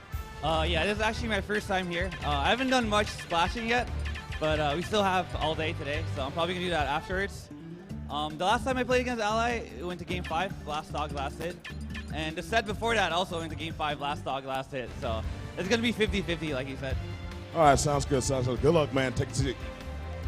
All right, I'm gonna give it back to Coney and EE. Take it away, boys. Yeah, and as you guys can tell, I like how Ally had to explain to D-Disciple what a 50-50 is. That was some quality trash talk. That's why we let him hold the mic right Yeah, there. You that know, was why some not? good banner. And that was a good crowd reaction from Mr. R. The ladies love it. I think I saw some panties fly up there too. Man, I can't be sure. I had to get the replay on that, man. Yeah, some roses, something like that. So both these guys, kind of modestly saying it could be a 50-50 or a coin flip, but that has not been the case historically. Right. Actually, Mr. R is up in sets 7-4 against Ally. Yeah, no doubt about it. Their last exchange being a showdown as well. And, as he said, they went Game 5, last hit both times. But one thing that I will say could potentially work in Ally's favor, that set was dictated a lot by the fact that Mr. R picked Duck Hunt, and he camped him. He camped him with no mercy, too. Oh, Duck yes. Hunt not an available stage here here at Smash and Splash. Yeah. You can see we're not going to see much Lilac Cruz, especially not in the first match. Looks like we're going to Final Destination for Game 1. This makes sense for both of these characters who want to catch the other one on landings. Have to see how this goes. No doubt about it, man. Ally, as you said, looking to defend that Smash and Splash 3 title. It all starts here, getting past somebody who's been a little bit of his demon, these last couple of months here in Mr. R. Again, as you said, holding the majority of set wins over him. And Ally himself, even last week, not doing too well against another high-level Sheik and Void. Yep. Was able to eliminate him from MomoCon. So here we go, guys. We're going to be setting up right now. Ally running into the one person I would think that he's kind of most afraid of in this top 8. Does not want to play Mr. R. And obviously, they're both very modest, but and it's funny you say that because on the other side of the bracket, you're just thinking, Zero's just thinking, all right, Mr. R, you're obviously up and set. Take him out. Please. All right, let's duke it out because I'm much more comfortable against you than I am against Ally. So actually a couple people watching this set with a lot on the line. But here we are to kick things off. FD will be the pick. Mr. R going with that Sheik. And don't get it twisted, man. He is not afraid to mix up Cloud into this mix if he feels it's necessary. Yeah, and that's one of those matchups that Mario can really struggle in. This one has been kind of hotly contested back and forth. A lot of people saying that Mario wins the matchup, some people saying it's even. Neither of these guys have really hard kill confirms. I mean, Sheik has the needles into bouncing fish. Mario can do some stuff in terms of, maybe jab resets, but it's not very common. I would honestly, the more I watch players play this particular matchup out, I just gotta say it's even. You know what I mean? Yeah. And really, what defines it is at any given day, who's playing at that height level. Like that's really what it comes down to. Because right here, you just see one little confirmation that out of the dare, Ally able to just string together around 30%. I'm surprised it's not more, though. Usually Ally gets more mileage. There's a little bit, yeah. And you can see he only went for the 1 coin up B. Maybe hoping something a little crazy will happen. There's the dare, goes for the Fonz. Shout out to Fonz. And he goes for it again. Now that dare at the top of the stage has so much rage. And that second hit of down smash also extremely strong. I'm telling you, a ton of knockback on that. So that was big time for Ally here. Look at that. Immediately just kind of wiped out that strong lead that Mr. R had built. Thing. Mario's damage output when you are in the air is insane. Tries to get a grab, does not come out. All right, Needles here just trying to put up a little bit of a pseudo wall there. Keep him out. Now looking to land right there. Gets back safely here. This is kind of the problem with Mario, though. His best kill option is that up smash, but it's so difficult to get just kind of out of nowhere. Mr. R just has to avoid that, and he should be okay for a lot more percent. Yeah, players like Mr. R, you're going for that up smash. He knows that is the most, viable option you're probably going to be selecting, and at times it can be a little telegraphed. But in the meantime, right now, Ally at 164% just gets the up B, tries to take the stock from him. Set up for the stage control he took right there. See how far he can push this right now. He's going to just react to Mr. R, who unfortunately comes off the stage and SDs. Oh, gosh. Yeah. Now, luckily for him, he didn't do it at 0, right? It was more like 130, something around that neighborhood. Yeah, I mean, it's like he took an up smash, right? It's like he just guessed wrong and accidentally took this damage, but Ally at 178. Wow, actually using the flood to kind of narrowly escape danger right there. So creative decisions right now. This stock, man. He has to get it immediately. Okay, goes for the forward smash right there, whiffing. He's able to get that nair, but not quite getting Ally just yet. Maybe a retreating nair. Yeah, he went for it, but not anything gonna connect right now? 213 dash attack, still not enough to do it. Wow. Ally surviving. Truly, we are seeing the Achilles heel of Sheik on display right now. That inability to kill sometimes in those clutch situations, but fortunately, Mr. R is able to find it there. The forward tilt getting the job done, and only 1% on him. And just like that, just roaring into the lead right here. So much damage coming out. This is what Sheik is so good at. Excellent dash dance there, left and right, shaking up Ally, and he's doing so much percent. Coney, if you didn't see it about 30 seconds ago, would you believe Ally had the lead? This is unreal. In the span of maybe 20 to 30 seconds, Mr. R has come alive. But again, Mario at this low percent, if he gets his little grubby hands on you, he can do so much damage. Those gloves are powerful. No doubt about it, man. Oh, but so is that bounce efficient. He catches Ally right there without a jump here, trying to challenge him there off stage. Not working out too well. Linger hitbox of that dash attack, not going to do him any favors here. So back to neutral for the moment, though. Mr. R coming in here. These guys are just so familiar with their characters, with the opponent's characters. Just expert play on display, and I was talking about kill confirms before. It can be extremely difficult to get kills on Sheik, and we saw it before, had to get the kill with the forward tilt at over 200%, Yes. but if you can get that confirmed with the needles into bouncing fish, can kill much earlier. Exactly, man, and those are the setups you're going to see Mr. R and just many Sheiks just go for in situations like that. You know, it's so frustrating when, you know, on a first stock like that where you see Mr. R just trying so many things to get it off, man. It has to wait until he's well over 200 and then finally find it with the forward tilt. But luckily for him, a great setup will yield great results. Absolutely, Mr. R wiping off his hands a little bit. Probably a little sweaty after that last game. I mean, SDing with that grenade, very unfortunate. Start off on game 2, not much percent laying on, but Mr. R gets his hands on him, does a little bit more. Ally charging up the flood. Not sure if that was a miss input, but either way, he's doing okay. Coming in there, oh, great spacing on the part of Mr. R. There it is again, and Mr. R keeps using that bouncing fish to get out of those situations. I like that option, man. Just use it to escape, you know what I mean? You're not in a position where you can really put on some offense. Why not use it to a defensive purposes? Way better than, you know, maybe air dodging or airing. Yep. Really nothing else is going to get you out of those. There's the up B, just a little bit more damage. Right now, Ally with a slight lead. Loading on that percent right there. All right, Mr. R electing to go high right here, but Ally trying to have the read on it. You can see Mr. R trying to use that bouncing fish in a retreating manner. He's able to get away, kind of punish Ally for overextending. All right, just weaving and bobbing in and out here. Mr. R not overcommitting to anything. Satisfied with the damage and then just kind of reassesses the situation. Yeah, we saw it last game. He's trying to play a little bit out of Ally's range. A little melee-esque with those dash dances, and he gets him with the DI mix-up with that up air. Kills him at only 107. That's pretty early. Yeah, seriously, because the one thing he did really well right there, he didn't give him the opportunity to decide if he was going to air dodge or not. Just threw it out there. Comes up big. All right, putting this pressure on right now. Oh, no, my goodness. I don't know how that didn't connect. So close. If he didn't reverse it, if he went just straight, it definitely would have connected. But unfortunately, went a little bit too far. Gets the forward air again. But right now, Mr. R at 145%. Oh, smooth, excellent baby. pivot grab. A little bit of a moonwalk between that, too, baby. You see how Mario be slide. He was just right in his head with that. Right now, 50%. Mr. R going to tack on safe damage. But unfortunately, wow, with that, he did not extend at all. I thought he was going to keep going for up tilts, but he knew that Mr. R was going to get out of it, but he's not getting out of this one. He did a good thing, kind of just trying to run behind him right there and just maybe just reset the situation, get another grab off of him. Not yielding him too much success, though, right now. Mr. R has just got such a read on what Ally's going to do in these forced defensive positions that he's getting caught in. See right there, looking for the frame trap. Right, grab. Not looking good for Ally, but he gets you in the air, and that air dodge for Mr. R could have spelled disaster. He wasn't quite far enough to the left, but Ally, that's data in his mind. He knows that Mr. R is going to air dodge. If he gets a down throw near the ledge, that could do it. Yes, sir. He's able to connect, man. Got to be so careful right here. 130 gets the stage control right here. Flood charged up. Going to try and put it out there. Fireball to follow. Tries to get him with a dash attack, trying to catch his hands, maybe for a stage spike. Ally shaking his head, does not want to fall into that forward air. He's fighting for stage position. He knows the roll is happening, but he mistimes the punish, and Mr. R explodes out with that forward smash, takes game 2. Mistimed the punish, but no mistiming on the part of Mr. R. Perfect shielding and going right in that forward smash. Not the most optimal choice for Sheiks to make, but when you get people in those positions, especially at that percent, that's a lot of knockback, man, and that's a fresh move coming out. So this 2-0 on the part of Mr. R looking incredibly real. Remember, Ally is the defending champion here, man.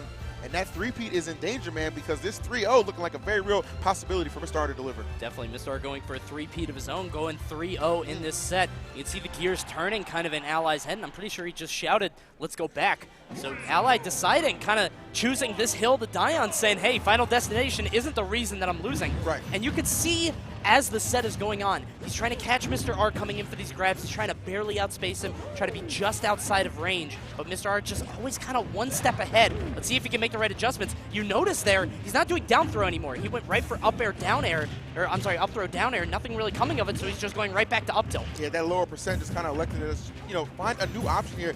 Just try and maximize the amount of damage that he's, you know, he hasn't been able to get on Mr. R, which is why he's just been able to pull ahead so many times here. Oh, That's good it, the jab reset here. Turning it up, baby. And Ally himself kicking it into another gear right now, and that is something he needed big time. Now it's going to be all about how long he can maintain this lead here. Mr. R already just on the hunt again. I like that preemptive up B, though, on the part of Ally, escaping that pressure situation. Very smart. He does not want to recover low. Ally answering back with that three-piece extra crispy, that triple jab into the forward smash. Oh, come on, man. I ain't had lunch yet. Don't tease me.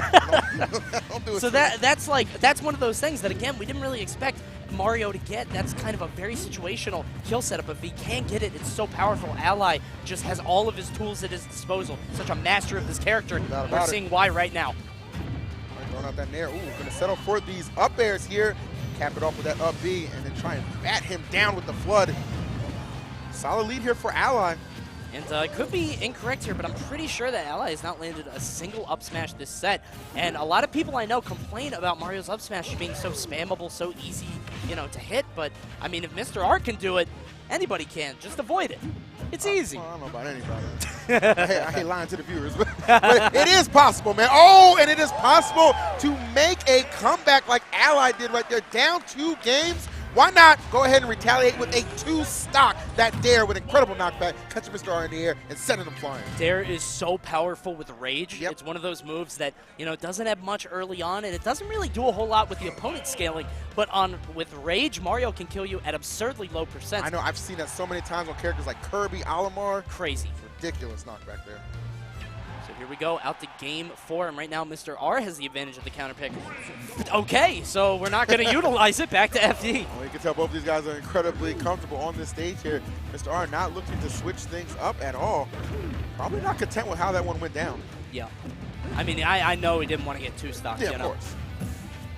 Somebody like Mr. R, you know, the caliber that he is, you know, that's not something you see every day. Definitely. So Ally here is fighting to keep his winner's bracket hopes alive. And as we said, a lot on the line for this guy, man. Absolutely. There's that forward throw. Good nair by Mr. R. He's got Ally in the air. Going to try to keep him there with that trade, but Ally, excellent dodge on that grab there. Right, spacing over his head with that nair right here. Here goes Mr. R with a nair of his own. He's got a couple to follow. Ally, though, looking to get the better of these exchanges right there. Thinks better of perhaps committing to an up B right there. A little bit out of that range. So definitely made a good decision right there, just descending back to the ground and trying to control everything right now. And he's doing a pretty good job. Yeah, you saw a frame trap there. He went for the forward the forward air. Saw the Mr. R air dodge and got a free down smash for it. Good stuff by Ally. It did not convert into a stock defuse. A little bit more to the right. It might have, but there's an actual needles into up air. Good stuff by Mr. R, but he lands right into the up smash. That's the first one. Yeah, seriously, the first one he's landing, man. That's pretty rarity to say, especially in a game 4 here involving Ally. But that just goes to show you how evasive Mr. R has been, especially against those options that Ally tends to favor. Very smart by Ally, too. You know he has to be thinking, okay, I'm not landing these up smashes. I have to stop doing it. But when you're given that opportunity and you have the wherewithal to say, okay, now is the time, you pull that trigger, awesome stuff. All right, some more awesome stuff to follow here. Those low percent bread and butters that Mario just loves to feast on. Oh, and there it is. We've seen him go for it so many times. He got it. That lingering hitbox of the dash attack coming through right there. And another 2-stock? Well, perhaps the table's turning a little bit, and Ally, you know, stop playing with his toes, remembering this Sheik matchup, and it's certainly showing, which could very well force Mr. R's hand and perhaps bring out that cloud that's become quite notable over the last couple of months. And Negro Diamond strikes again, baby. There it is, baby. Cloud is out and ready to play, and we actually do have a stage change as well. Town and City is the choice. Yep. Mario can struggle a lot in this matchup. Really can. You know, one thing that Ally always says about Cloud is it doesn't matter who's piloting the character. I have to show him the same level of respect because the Cloud is, like, the character's just that volatile. Like, especially in the hands of somebody like Mr. R, who has found great success with his character as of late. A number of good names under his belt with that, including the likes of Zero and the Buzz. So don't think that Ally cannot join that. He has fallen to this Cloud before, man. Today could be a lot of the same. We'll have to see. I mean, you talked about Ally respecting Cloud. Look how kind of conservative he's being. He's kind of running off on the side because he knows if he makes one error, this is going to happen. He's going to be under Cloud trying to land at such a dangerous place to be. Look at Mr. R spacing these aerials, the Nair. He's always retreating and staying away from Mario's grab range. And that's what you got to do right here. And having that boost of limit as well, going to be so effective. And look at that. That 1-2 connection yielding so much damage here. Oh, finds the fair right here. I was looking for a grab right there, but Ally will settle and take his. Mr. R is always holding the control stick in the opposite direction. If you watch this, he's always trying to retreat and space his aerials. Ally has to find a way to get in. Right now, he's trying to find a way to make Mr. R burn this limit. Mr. R, though, has done a great job just kind of managing and really just staying on the stage for the most part here. Just content to just escape right there and try and reset the center. That's where we are right now. Ally just throwing out that wild forward smash, hoping something might happen. Has a slight percent advantage, but really it doesn't mean anything against the limit Cloud. Watch the climb hazard, nothing happening there. You gotta wonder if Mr. R is kind of watching out for that on the ledge get up. Oh yeah, all the time, man. I see him hit this very consistently. Oh, but no consistency right there. That cross slash just letting it rip right here. And maybe creating a slight opening here for Ally should he choose to try and press this back. Oh my lord. So close. That was a very daring dare. Yeah. I have to say. So close. Good spaced back air there by Mr. R, who is trying to find this limit. He's trying so hard to get that limit on deck, but it does not happen. Ally going for a forward smash, and it looked like that was going to be another down smash frame trap scenario, but not quite. Almost, you know, limit almost comparable to Luma sometimes, man. You just got to take advantage of it when it's not a presence, and for reasons like that, exploding with that climb hazard, and perhaps climbing a little bit closer to taking this set. We're in a game 5 situation. Ally throwing out that up smash. He's really trying to get this kill. And this could be one of the most frustrating things when you're playing as Mario, when you cannot get that kill confirmed and Cloud is just juggling you over and over with that up smash. It takes so much percent, man. Before you know it, you're already well within kill percent before you've even gotten one off of his. Fortunate for Ally, though, he does find himself still at a very manageable position here, only 41%. But he's got to play this so close to the chest. Not even back throw is going to kill. He does have the flood. Okay, and I was expecting Mr. R to use that in a very aggressive manner on his return. Content with just getting back, but going to get a little bit of damage in there as well. Even if you lose the stock, as he did right there, that little bit of damage from the limit blade beam is going to pay him dividends as he comes back for his final stock of this set. Without about it here. We are down to the wire against these guys. Ally trying to figure something out, trying to penetrate this zone. Without about it, just thinking grab right now. That is where he can make up a lot of this damage. If he's able to get in there, though, we see Mr. R play a very solid and defensive style. Not shy, you know, employing this camping, you know, by any means necessary to get this job done right now. Oh, Ally coming out of that shield, gonna eat that cross slash. That's 18%. He has him in the air, but Cloud, no stranger to coming down. He does have that very potent down air, and now he has limit available. Yeah, he's got a lot right now. Got those platforms to fall back to as well. Ally making the good play right there, catches him with the pivot grab, and look at this damage to follow. Ally is a monster right now. One grab is all it takes, and he takes 85%. All he had to do was land that pivot grab, and now Mr. R is fighting for his life, trying to get back to the stage. And if you're Mr. R, how much frustration are you right now? Just off of one grab, your lead just sliced into in a matter of seconds, man. Ally making every single hit count, and the limit was expended at some point, and the up smash is the decider right there. We didn't see him bring it out too often, but what he did, god damn, did it have an impact. What an incredible set from these two. We said it was a coin flip. They said it was a coin flip. We said that it wasn't really that, you know, based on history, but that definitely showed when these two players are on the stage, anything can happen. Absolutely, man. And, you know, you look at those first two games, you're just pretty much ready to just, you know, call it a day. Yeah, exactly. Right Ally off, man. The 3-0's incoming, 3-1 at, you know, the worst. You don't anticipate the double two-stock coming in for game 3 and 4, and then the clutches of victories right there for the 2-time Smash and Splash champion Ally, well on his way to perhaps the 3-peat. Yeah, just an incredible job. And there's that word that everybody uses to describe Ally. I'm just going to go ahead and say it. Cerebral. The cerebral assassin known as Ally coming through and losing the first two games.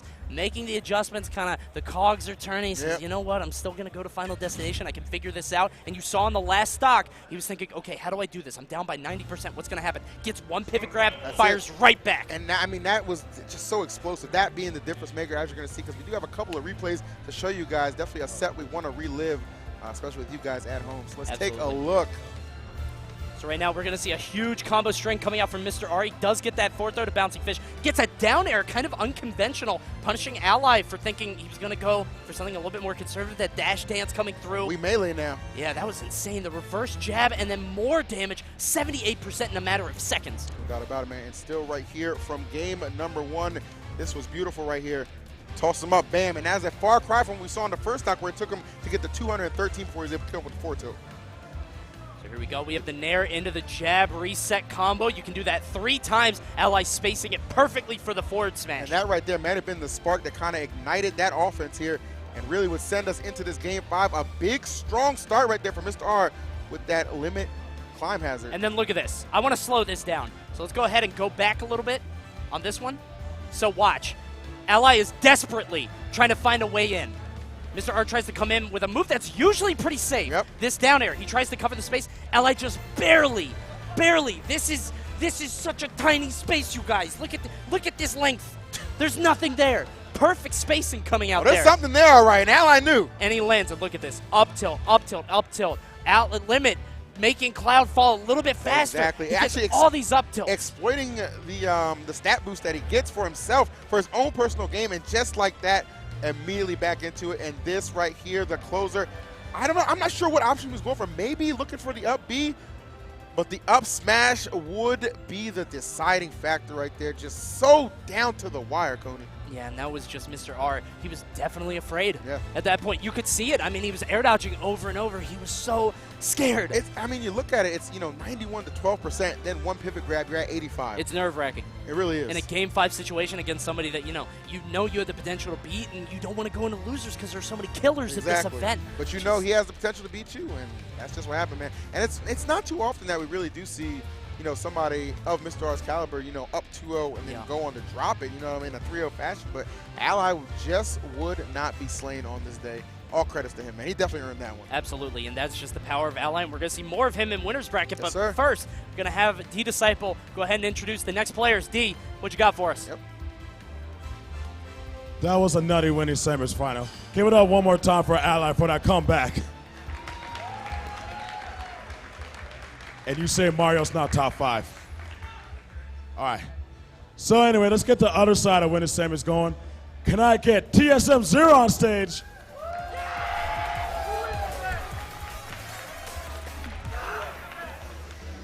Zero. Come here, man.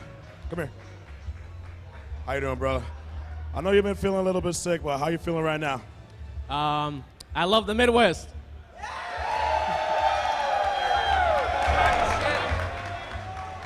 Pandering harder than Hillary Clinton. All right. So, on player 2, can I get Tweak on stage? Phoenix 1, Tweak.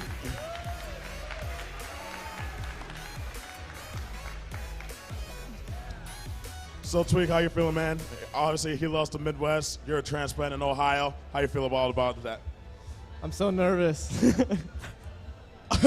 So nervous. So am I. All right. Good luck to both of y'all. I'm going to give it back to Coney and EE. Take it away, boys. Is that really something you want to tell your opponent? Seconds before you play him? Let me tell you something, man. If by the end of this year Tweak doesn't get his own anime, I'm going to fight somebody. Oh. I know he would not be opposed. And if you want to start an anime, this would be the best place to start it because right now, Zero and Tweak are 6-1 in sets. 6-1. And you know what? The set that Tweak did take off him, didn't even win the tournament, man. Zero would go on to win that.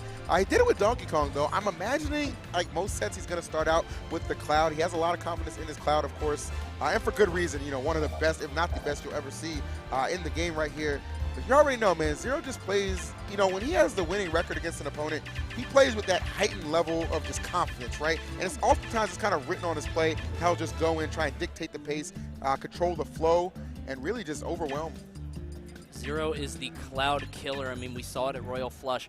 Mr. R coming so close to winning that event and just getting spiked down with that down air, crushing all the hopes and dreams of everybody Hey, watching. I tell you what, he repeated the same process a couple weeks before that at CEO Dreamland as well, when we thought Mr. R was going to get that reset he was desperately looking for. But no, man, Zero, I mean, just strikes so quickly in the blink of an eye. Now, now that they can't hear us, I was talking to Tweak yesterday. Talk to him. And he said, you're going to hate me when you're casting this tomorrow. I said, why? He said, I said, you're going to go Bayonetta? He said, nah, I don't know. But I'm definitely going to try to time him out. So I think Tweak is going to play very conservatively, play very safely unless the game plan has changed. We will have to see. He is going to go with that Cloud, as you said, against Zero. And it just to bring you guys back to Katar Saga, where Tweak brought out the Donkey Kong really for the first time, busting it out, taking this crazy train through losers, and then getting absolutely demolished by Zero. I know he's afraid to bring out Donkey Kong, but Cloud, it's also kind of scary. I'm not sure how this is going to go. We'll have to see. Well, you know, you allude to the fact that he's, considering going for the timeout here. That'll be interesting to me because really, like, you have to gain such an early lead here on Zero to really implement that kind of strategy, well, which is exactly what he's doing here, winning that neutral exchange here and getting 39% for his efforts. Yeah, and that's probably the reason why he wanted to strike here, just trying to keep Zero in the air. Yeah, those tri-platforms going to yield, to that advantage, sure. Exactly, yeah. Just able to shark under those with up airs, up tilts, things like that. Right now, he immediately goes for that limit. He wants to make sure that he has it every time Zero knocks him off stage. Otherwise, bad stuff can happen. Some bad stuff right now for Zero. He is struggling here. I think he might be kind of a little bit aware of what Tweak's strategy is. I know a lot of these top players, man, they talk. So, you tell something to one person, everybody knows it. Good stuff by Zero there with that quick back air. Tweak having the presence of mind to immediately shield it. And you can see him, he's camping on that top platform. He's not going for anything crazy. You know what that reminds me of? You remember Wolf in Brawl? How he would get this stage and he would just hold that top platform for certain matchups? Yeah. It was such a pain to deal with here. Of course, he didn't want to be off stage. Exactly, man. Of course, Zero just so seasoned a player. Understanding there's plenty of time on this clock, man. There's no doubt in my mind he's going to find a way in. Just like that here. It's hard to hold that top platform when you can't even get back to the stage here. Yeah, and it's not really working out for Tweak right now. He does have a little bit of an advantage, but keep in mind, he started this match at, I think, a 60% lead, and right now it's just kind of dwindling. He's up in the air, but Zero finding these opportunities to get him off stage. Sometimes I do wonder, you mentioned he's going to go for that timeout. Is he patient enough to really do it is my question. Yeah.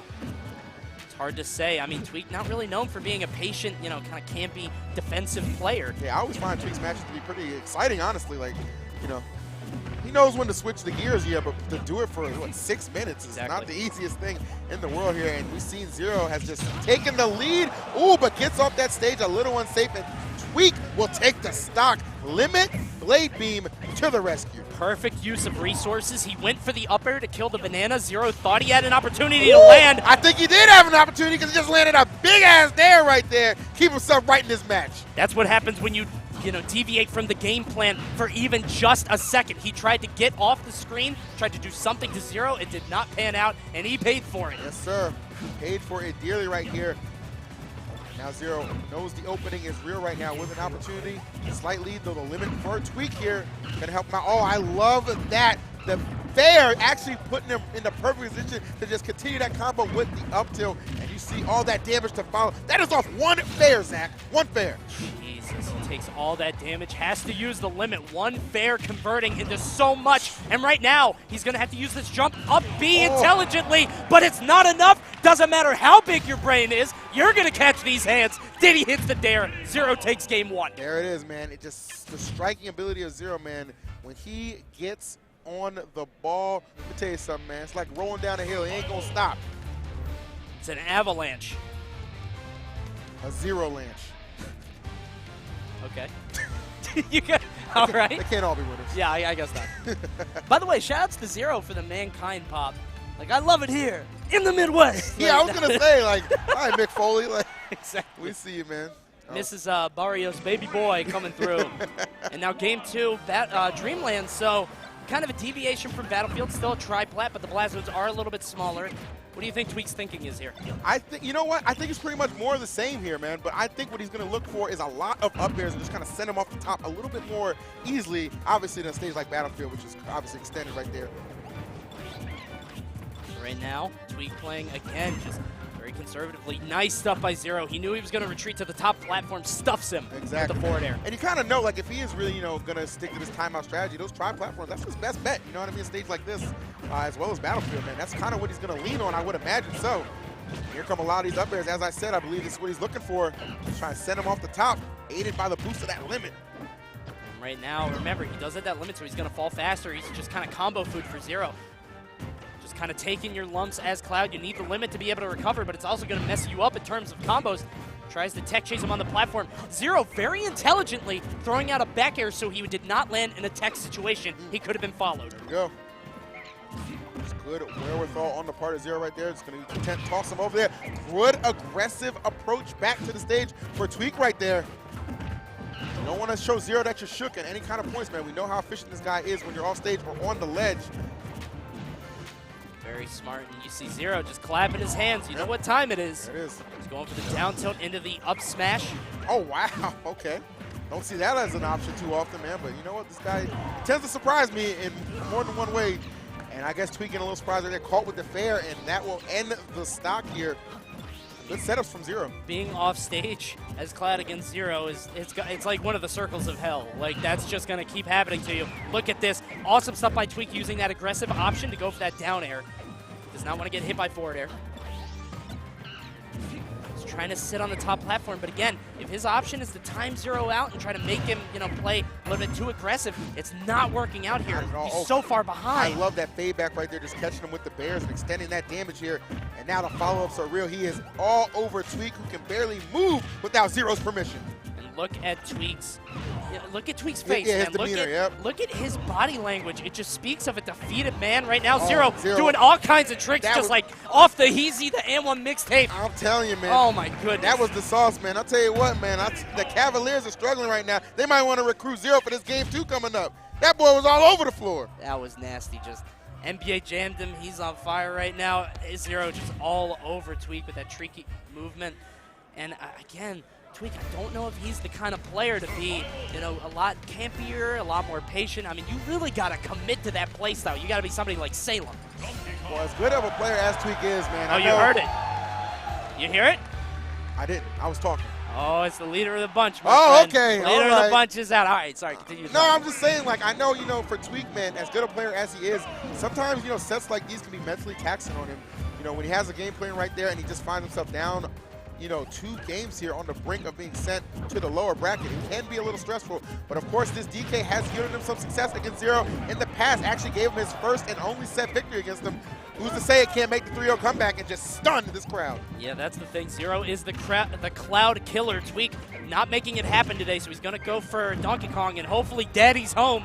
Going to try to take a game on this one. Shall see here. Oh, tries to get the grab. Got to be careful right there. I like how Zero didn't try to force the issue right there. Just kind of got out of the way, had the banana in hand, and then just going to come back safely. Really smart plays here. Oh, no. Oh, Tweak, yeah. in an effort to maybe dodge the dare, pulling back a little too much there. Gosh, and he said he was so nervous at the start, and Right. you see it. It's coming through in his play and his body language and everything. Tweak is just not ready for this set against Zero. Unfortunately, I don't think he's mentally prepared for this, and he's showing it in his play. To be honest with you, man, few are. Yeah. There's a reason this guy's been the best for so long. That's not enough. Oh, no. Oh, he had the opportunity, and he drops it, I think. I'm not sure if that would have been the kill, but slipping off the platform, obviously Yeah, not. Kyle clearly not doing himself any favors right there. A ton of damage right now for Zero, and he is racking it up. DK, how appropriate that he's all white, man, just looking like a punching bag right now, and Zero just laying it on him. It's like DK stands for don't know what to do. That's pretty good, right? That was terrible. But right now, Tweak I like just it, man. looks stuck. I mean, he's got Zero just at such a high percent, but he cannot get this kill. And Zero can kill it pretty much any time if Donkey Kong is off the stage. We saw Tweak try to avoid that dare before. I will say, not to count Tweak out entirely, these are those kind of leads that can make, somebody like Zero maybe a little too comfortable, right? You go for those options, they're a little unsafe. you know, you kind of chalk it up to, oh, well, whatever. You know, I'm going to come back down and take care of business anyway. And just like that, man, Tweak can just rack up that damage pretty quickly here. But it all starts with getting that first stock off, which he has not been able to even really come close to at this point here. Yeah, this is bad. I mean, and there are some opportunities. Like earlier, Zero was right next to him, kind of jumped in on that monkey flip. I think a more, you know, well state of mind Tweak would have just went for an up tilt, try to knock him out that way, but instead he gets that B-reverse punch. Now, here's the thing. He's very far behind. He is. But he's Donkey Kong. We know exactly. That's what I'm talking about earlier, man. We know what DK is capable of doing here.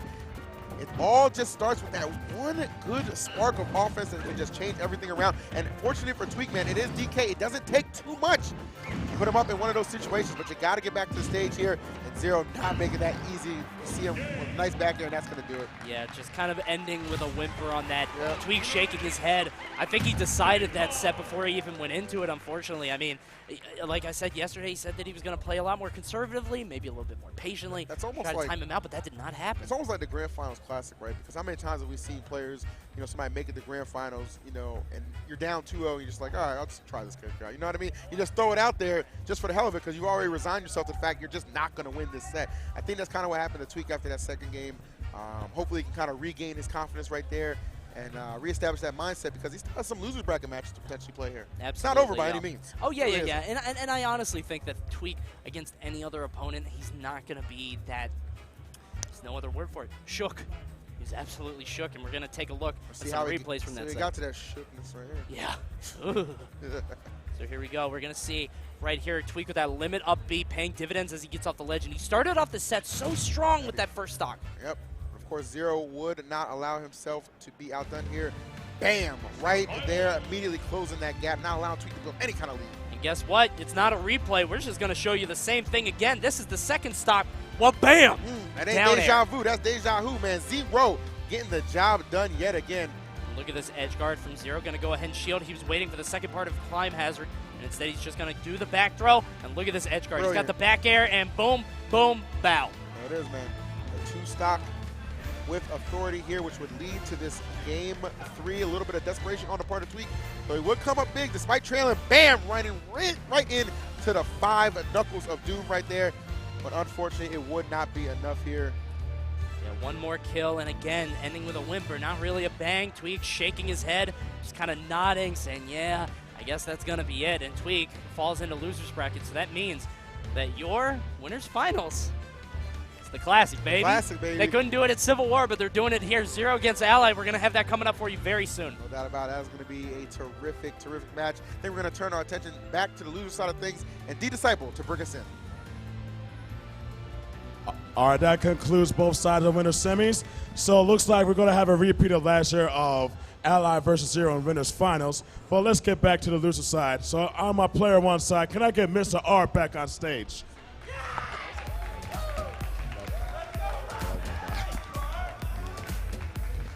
And over on player 2, his opponent from Misfits, Larry Lur. No interviews this time, guys. Let's start off right at. All right, Coney EE, take it away, please. All right, guys, so Larry against Mr. E coming up right now. Larry, of course, defeating MVD to get here. Meanwhile, or I'm sorry, not Mr. E, sorry, Mr. R instead. Mr. E was defeated by E-Sam. Yep. Too many misters, I think. There are a lot of misters here. Yeah. It really is. There's Mr. Eric, too, who isn't here, but I know he's from the Midwest originally. Some little kid bumped into me earlier and called me Mister. I was like, damn, I'm old. I was not about that, man. So now you're another one. There you go. Okay. You're Mr. P. It's Mr. P? Yeah. I'm Mr. R.I.P., man. I ain't going to make it. It's rough out here. All right, guys, so we've got another classic set coming up for you. It's Larry Lur against Mr. R. Larry Lur, of course, representing Misfits, and Mr. R is a free agent, baby. Go ahead, hit him up. Yeah, man, it's kind of crazy. You know, obviously he had that brief stint with Elevate, and, you know, for whatever reason, that didn't work out for too long, man. So he is back on the free market for all of you guys. And let me tell you something, man. This is a guy, like, if you're looking to pick somebody up big, there's no reason you should not be sliding into those DMs. So here we go, guys. Town and City is the first pick. Larry, obviously very comfortable on this stage. He chose it before against MVD. And obviously very comfortable in this matchup as well, man. You think about those countless battles he's had against Void, you know, somebody who's, of course, at Mr. R's level, you know, can match him for the most part, man. But just, you know, the little intricacies that make these two different is really what goes into play. I really think Mr. R's just stage control and decision-making at times just really would kind of push him a little further in my book as just that top dog Sheik right now. Absolutely, I agree. And you saw right there, he kept stuffing Larry, who was trying to illusion to the ledge and get that side B. And he knows that Larry doesn't have a jump, but he follows him all the way off with those needles. Not much happened. That could have spelled disaster. I think he might have been hoping perhaps the Vanish would have caught him right there, but I think he was just using that more so to make sure his stock was not in any kind of danger. And for the most part right now, not looking too bad, though I do see Larry here on the hunt. Oh my goodness, but walks into a forward air, accompanied by a nice up air string. Well done to Mr. R there. Yeah, and he's only at 63%, but remember, Larry has shown that percent doesn't mean much. If he hits you with one up air, he might be able to take you all the way to the top. Absolutely. Gets that up tilt into the up air. Mr. R going to try to land, and he lands aggressively. He's able to make it.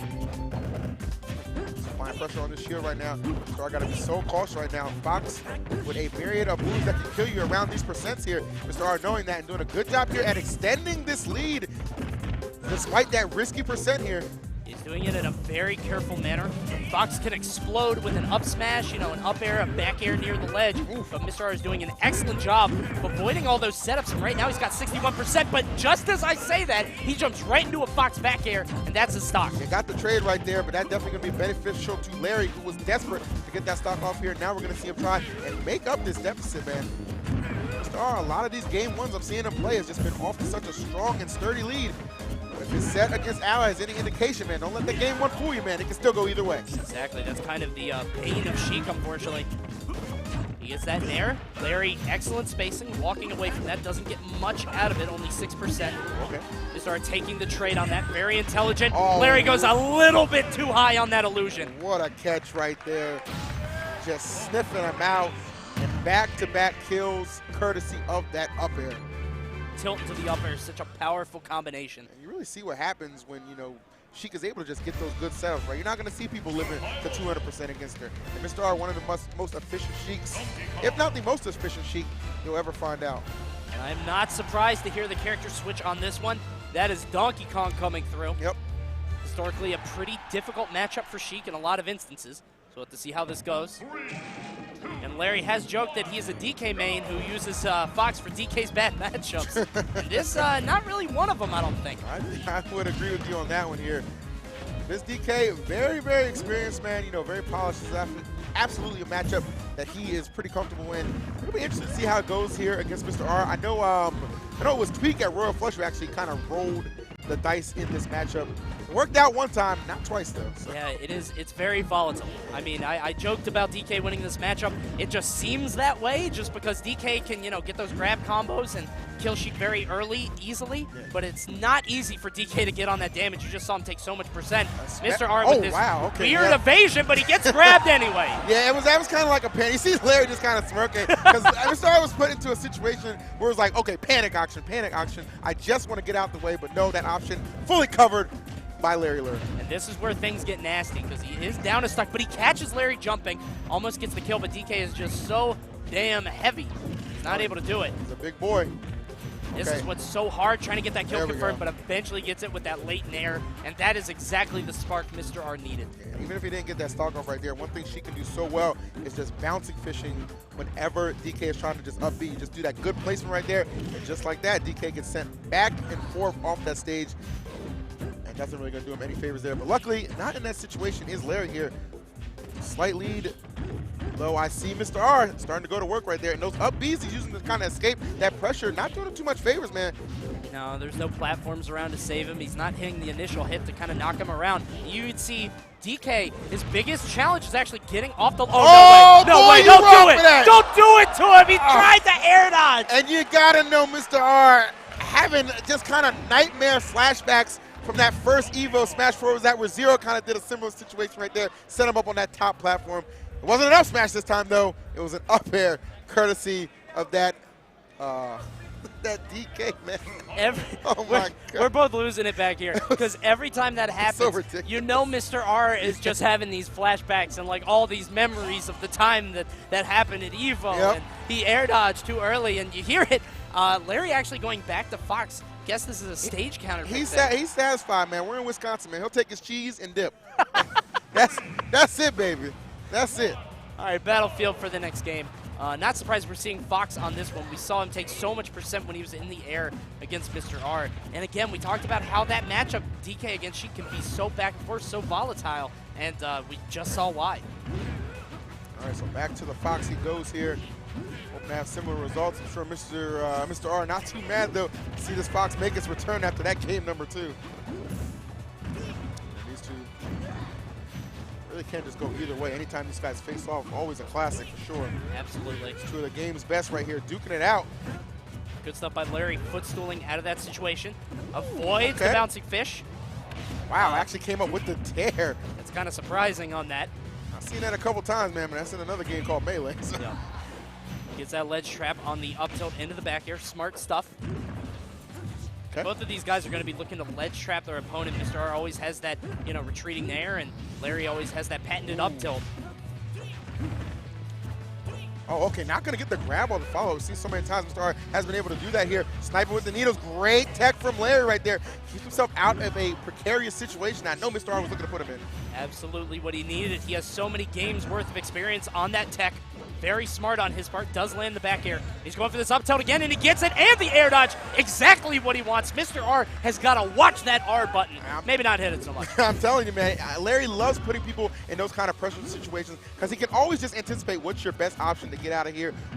I know you're shook. I know you're scared. What would I do in this situation? What he would do? Take advantage. Exactly. Whoa, okay, goes for the up smash. That was a little wild, but I guess he thought it was a free one, but unfortunately that box is super small to be able to hit. He goes for a forward smash also. Just kind of hitting the C-stick a whole bunch of times. Yep. Larry going to take full advantage. Nice. Oh, wow, like that walk away, catches him with the up tilt. Again, walking such a powerful tool in Smash 4, baby. Yeah. You have every option available to you when you are running. Basically, all you can do is, either shield or dash attack, maybe grab, but not much. But right there, he shows why it's so strong to walk. Oh, Gets the up air. He's going to follow him. No air dodge from Mr. R. He knows. Absolutely, man. Showing why Fox is such an incredible character. Oh, yeah, just going for that fair, and he's going to get that stock. Mr. R, I like the fact he committed to that because he was in a hard time right there, man. You got to get something going when Larry is just kind of handling you in such a fashion there. Ooh, the nair will confirm it to the up smash. And that will confirm the winner of game number 3 being Larry. I really like the confidence from Mr. R to go out there and hit that forward air and have the exact timing. Super good on his part. Fortunately, it was a little bit too little, too late. Larry landing the nair up smash confirmed. Right now, Larry is up 2-1. I think Mr. R let him know the counter pick, and I guess we're going to stay with Fox. And as you said, that Donkey Kong staying in the pocket right now. Final destination, pick for game 4. Mr. R's last breath. That's a one and done, man. I'm telling you, we're not going to see that DK anymore, man. Yep. He's got full confidence in this Fox, and as he should. You saw how dominating he took that last game with authority. Oh, my goodness, but here comes some nice pivots on the part of Mr. R, and he's just tacking on some good damage. Already up to 61. Larry going to take a little bit of damage off that rapid jab, but Mr. R fires right back. Now he's in the bad position off stage. Larry just kind of giving him the ledge. He's going to go ahead and retreat to the left-hand side. Mr. R with stage control, but Larry trying to wrestle it right back from him. Mr. R doing a good job with the evasion for the most part here. Oh, catches him in the air right there. Great placement by Mr. R. All right, probably trying to keep him off stage, though. Larry able to make it back, but only to find himself off stage yet again on the left side of things. These nairs really covering a lot of ground so far for Mr. R. Mr. R just always with the correct option to keep you off the stage, try to rack up as much damage as possible. But again, that can kind of come back to bite Sheik just because Rage is such a powerful option. If he gets hit by one, nair or up tilt or something, he might perish. Yeah, not out of the realm of possibilities by any means here. And I think Larry knows that. Mr. R too, man. That's why you see him. He's desperate to get this kill off, man. Don't get it twisted. He's not going to take his foot off the grass anytime soon here. They're trying to get in there. Oh, Larry trying to force that up smash. Dash attack almost getting the stock off. Yeah, a little bit wild on that one, but he got away with it. Goes for the up tilt, and jab, forward tilt is all he needs. Mr. R with a comfortable lead. All right. Looking to extend it. Oh, Larry with the good catch right there. Not going to be enough to get the stock off. But that, however, will do it. The up tilt up air.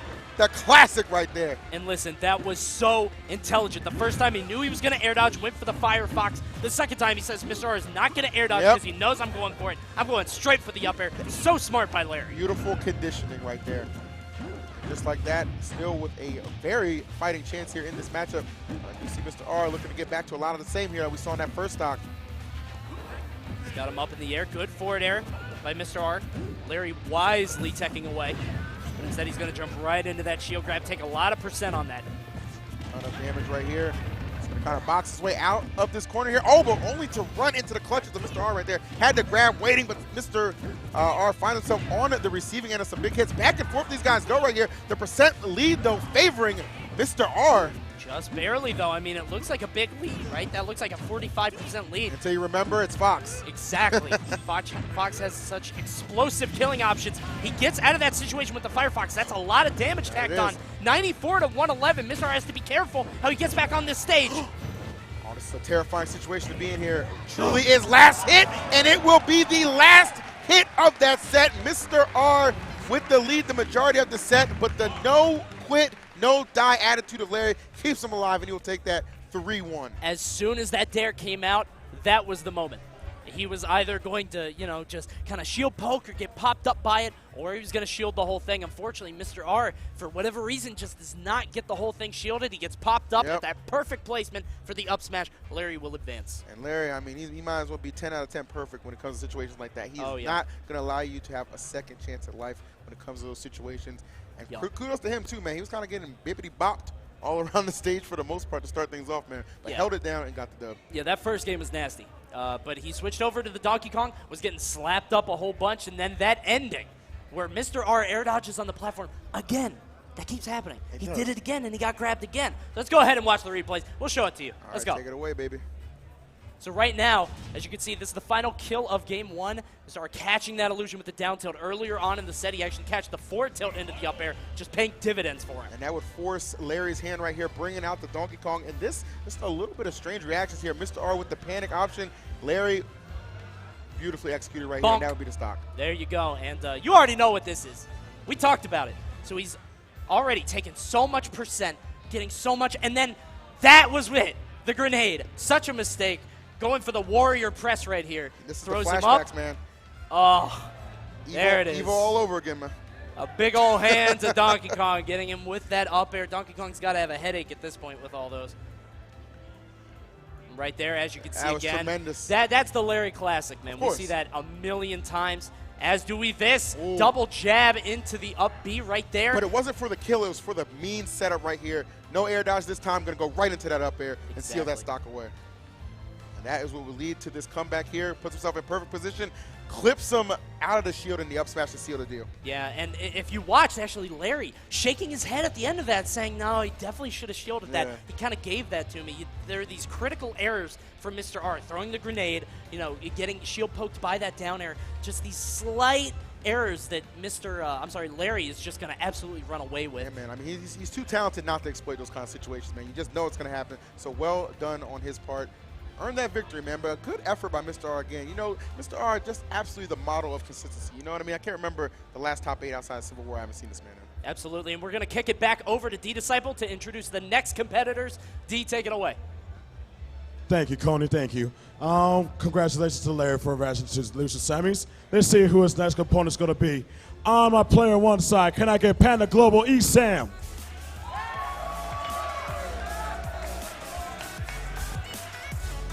And on my player two side, can I get Tweak?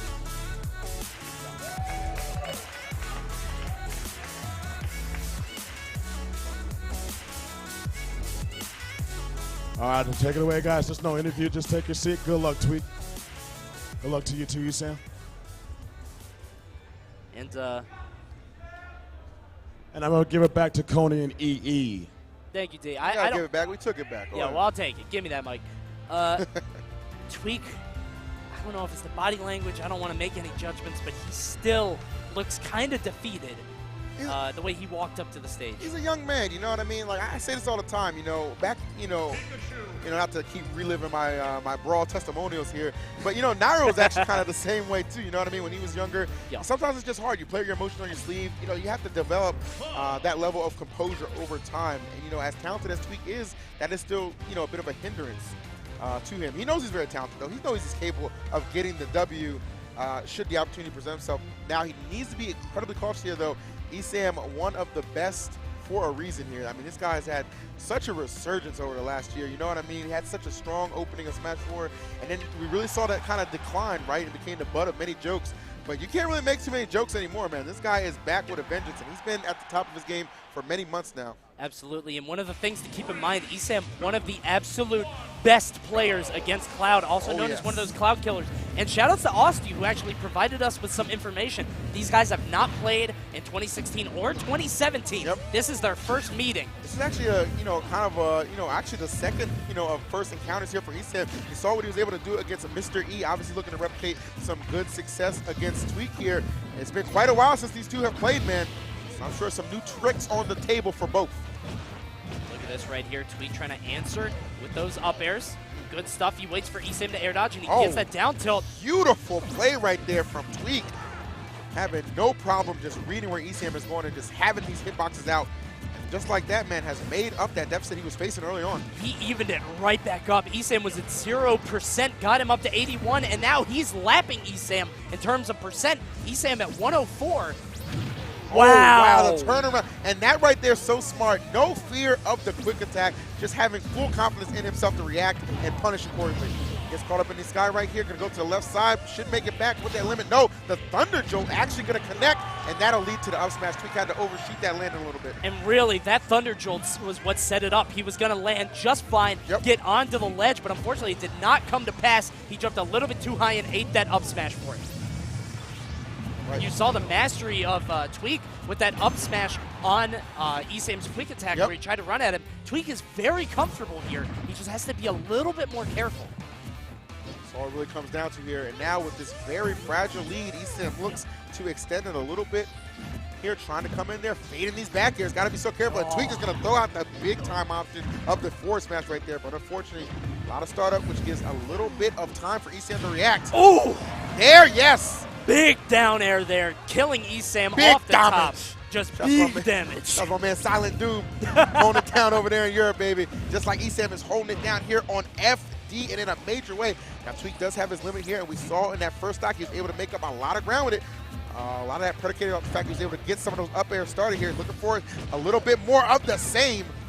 Yeah, you can see that Skull Bash. Esam trying to retreat. He's able to get away, but he gets ledge. Oh, my goodness. Goes all the way to the ledge for it. Tweak trying to convert the Nair into the limit cross slash. It's not going to happen. Gets caught up. Oh, so barely getting that sweet spot. And again, Esam's so strong against Cloud. Tweak had to position that perfectly. No doubt about it, man. Just really making Esam work for it here. And in a major way, Tweak still with a lot of life here. Gets clipped, though.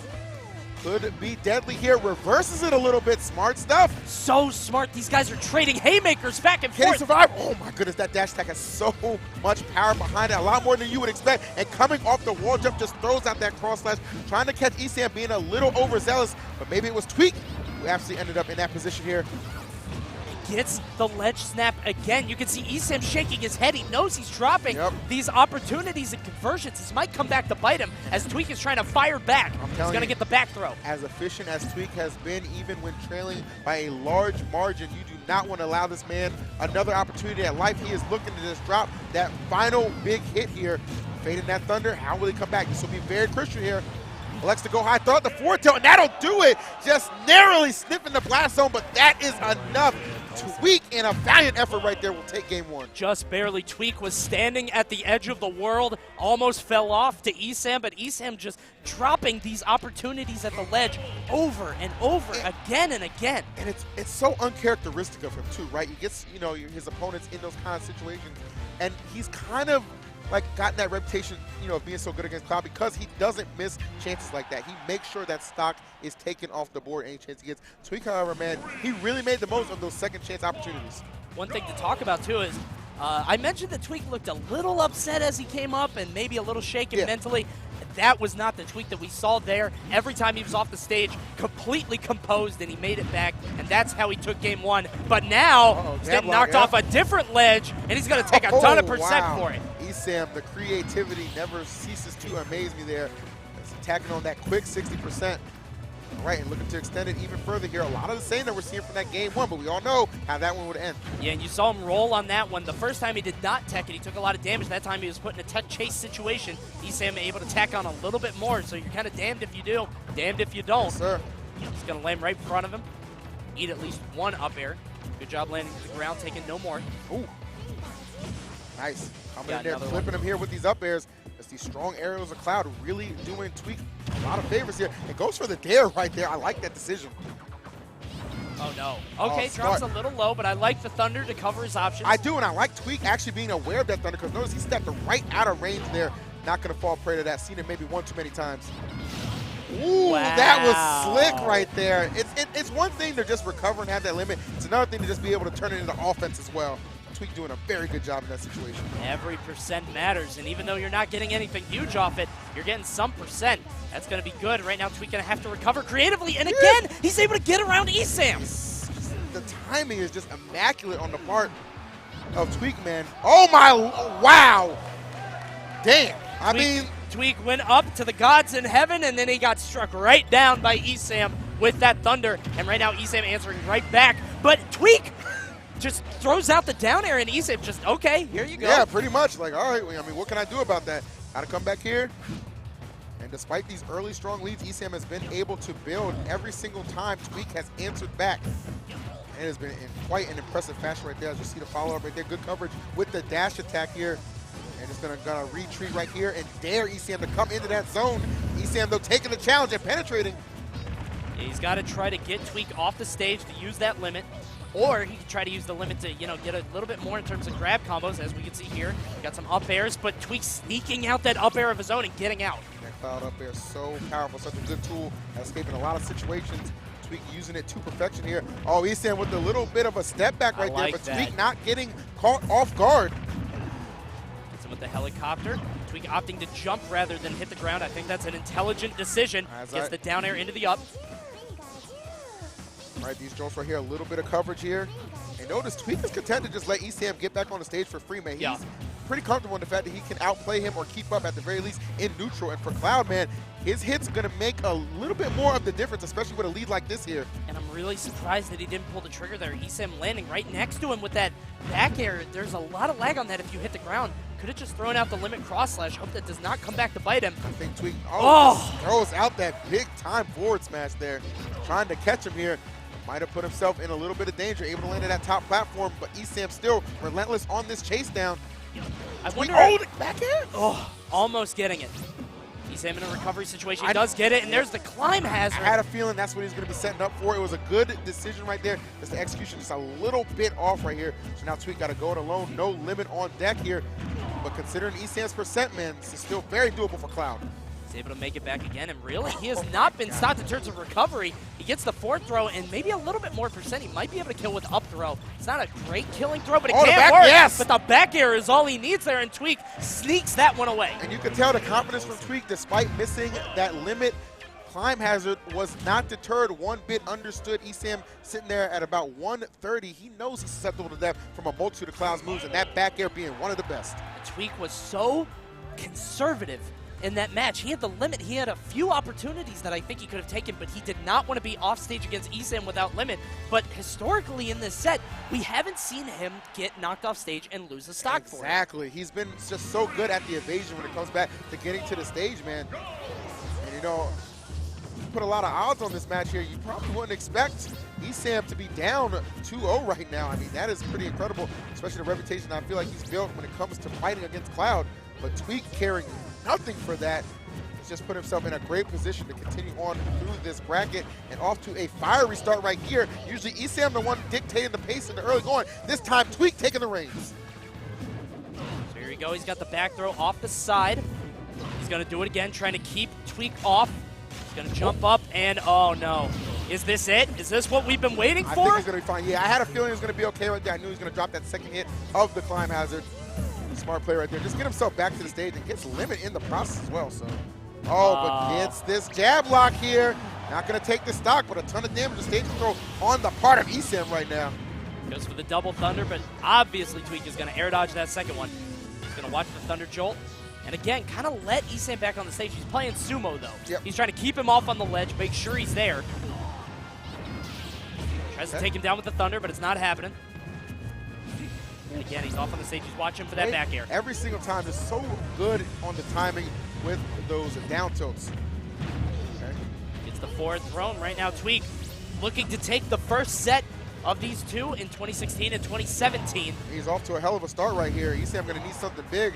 I mean, it's not just about this game. You still got 2 more to go. Even if you get past Tweak right there, but you will not get through that dare, which has really just been really strong for Tweak thus far in the set. We've seen him use it a couple times, and I love the offensive usage right there of the Blade Beam to just help himself recover safely, get some damage on, and continue this onslaught. There's My goodness. so much damage coming out here. 35%. Doesn't sound like a ton, but Esam is having so much difficulty killing Tweak. You got to imagine he's going to get more. Goes for the super aggressive dare. I like it, man. I like it a lot. We're seeing that really Tweak, you know, for what we said coming into this match, looking a little disheartened, man. I think he's taking all of that, and he is just using that as fuel to this fire that is just scorching Esam right now. He is feeling himself. You can tell in his movement. He eventually does get caught, but he doesn't die until 184. It took a whole lot. If Esam is going to be the cloud killer that he purports to be, he needs to get Tweak off the stage and end this stock now. Absolutely. That is going to be the difference maker, but keep an eye on Tweak. He almost has that limit again, so that'll make it that much more difficult. See Esam with the back throw.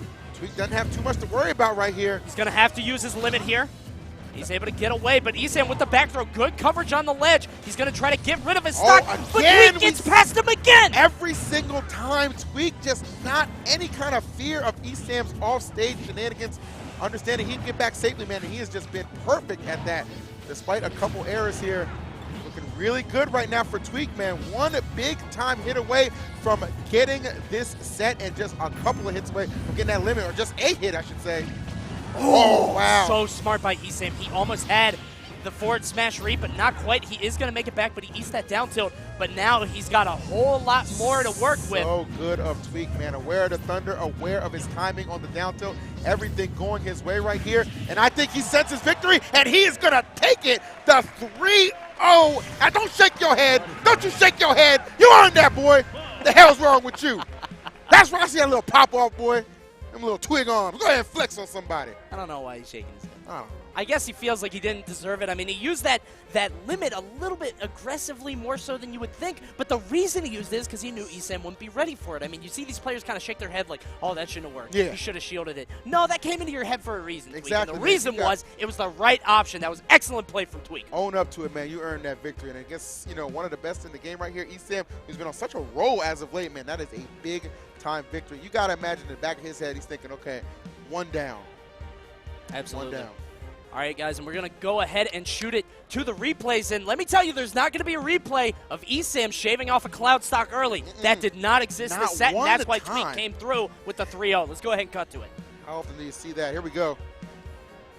So right now you've got Esam forcing that no limit, limit snap up B, and he does get the up smash. Very smart on his part. And he's going to catch Tweak here with that forward air, but he goes a little bit too far. Tweak would respond right there. Great dare, and that was something that had really been a highlight of this set. So right here, Esam barely getting out of that up air. Gets him on the platform, and unfortunately, Tweak tumbles. Takes a lot of damage from that jab lock combo all the way up. 47, 52, 60%. Beautiful play right here, and this was crazy right now. Now, neither one of us expected this one right there. Bam! I mean, Tweak, he's become a little bit of a star right there, man, but even stars got to fall sometime. Absolutely.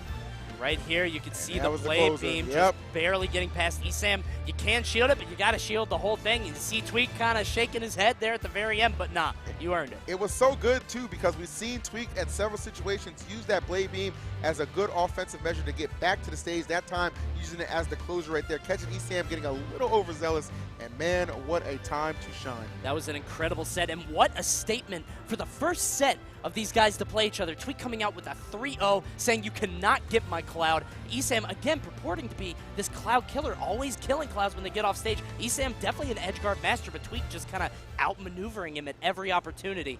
That was just an incredible set. No doubt about it, man. I know Tweak sometimes gets a little flack for being inconsistent, but we really look at this guy's record. I mean, you examine it. All the tournaments he's been through, you know, through the 2016-2017 season, really, he's only like missed the top 8 cut maybe like 4 times. So absolutely. Another impressive showing from there, earned that victory. D-Disciple on stage now, though, to introduce our next competitors. All right. That was good for Tweak. All right, let's get back to the winner's side for winners finals. A rivalry that has been so strong that they created a civil war saga based on these two. Can I get on player one side, TSM 0?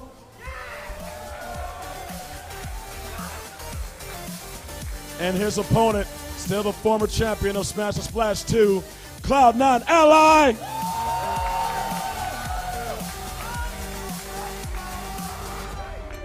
Normally I do an interview, but I want to be curious right now. Who thinks Zero's going to take it? Okay. Who thinks Ally's going to take it?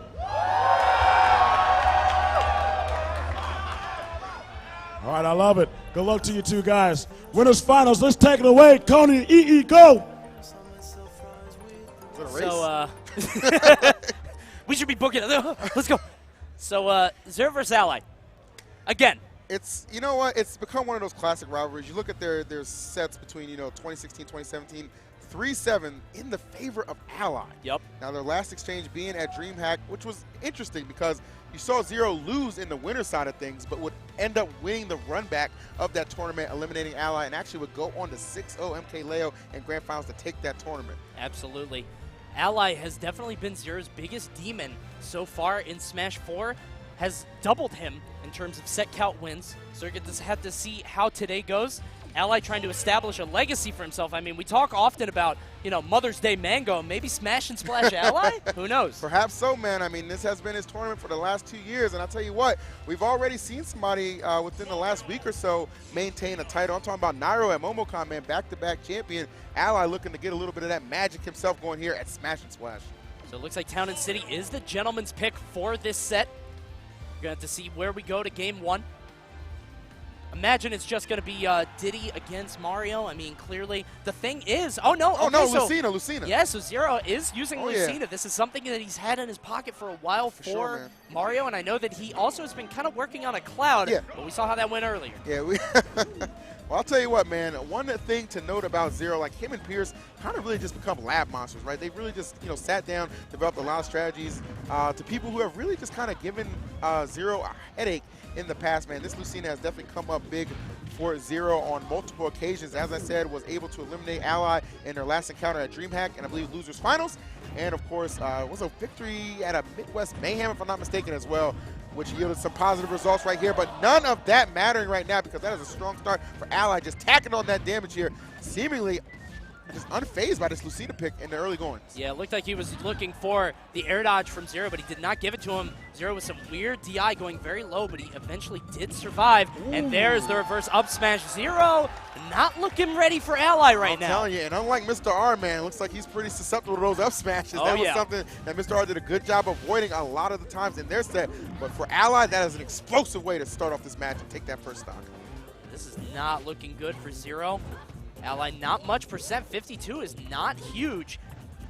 And the thing about Zero is that he's trying to box out Mario, trying to keep him out so he can't get his hands on him. Ally doesn't really need to go at him and approach and force anything. He's so far ahead. I'm telling you, man, I like the fact he's really choosing these aggressive options to return to the stage right there. Really just unafraid of Zero every single time. Not giving him an air dodge, man, just throwing out a hitbox. And look, it is paying dividends right here. This lead continuing to extend. So Zero with the grab here off stage. Not going to get too much right there. Was looking for the down tilt. Not quite. Right now, Ally only at 92%. Excellent use of that swerve there. He's able to use that skid animation to force an option from Zero. Eventually gets the grab. Didn't get too much from it. All right, great grab right here. Zero really being a little overwhelmed here at the start of this matchup, I must say. Yeah, he's not really finding anything. Oh wow. Great pickup, and the patience is there. Up B, why not? Not going to get the stock, but a lot of damage to follow as we are seeing here. Ally just extending this to major proportions. Oh, he was waiting for the air dodge. Zero not giving it to him. I mean, Zero's not falling into the most obvious traps, but he's definitely getting destroyed on this stage. Ally looking for the up smash, does not commit to it.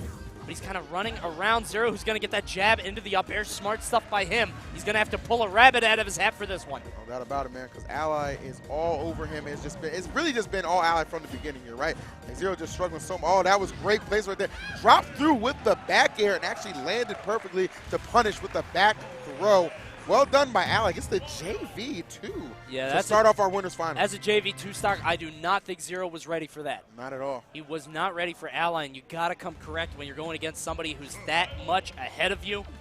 Zero choosing Diddy Kong. He's switching off. Yeah, I don't want to say that the novelty factor of Lucina as a pick to beat Ally has worn off, But I will say the fact that Ally has definitely gotten better at the matchup, I will say. You can tell this is somebody who definitely has studied the tape, right? He understands where he's gone wrong in certain situations. And clearly right there, correcting a lot of those deficiencies that Zero had been exploiting earlier on, which is going to force out his hand and this Diddy Kong for game number 2. So what's interesting is you see Ally keep doing these dares. He did it 4 times in a row there. Instead of just going, for a simple Mario grab, something like that, trying to get a combo started that way. He used an aerial on the banana to get rid of it before. Wonder if that's something we're going to see be seeing more of. Throws the banana up just to get it out of play, but Zero getting it right back.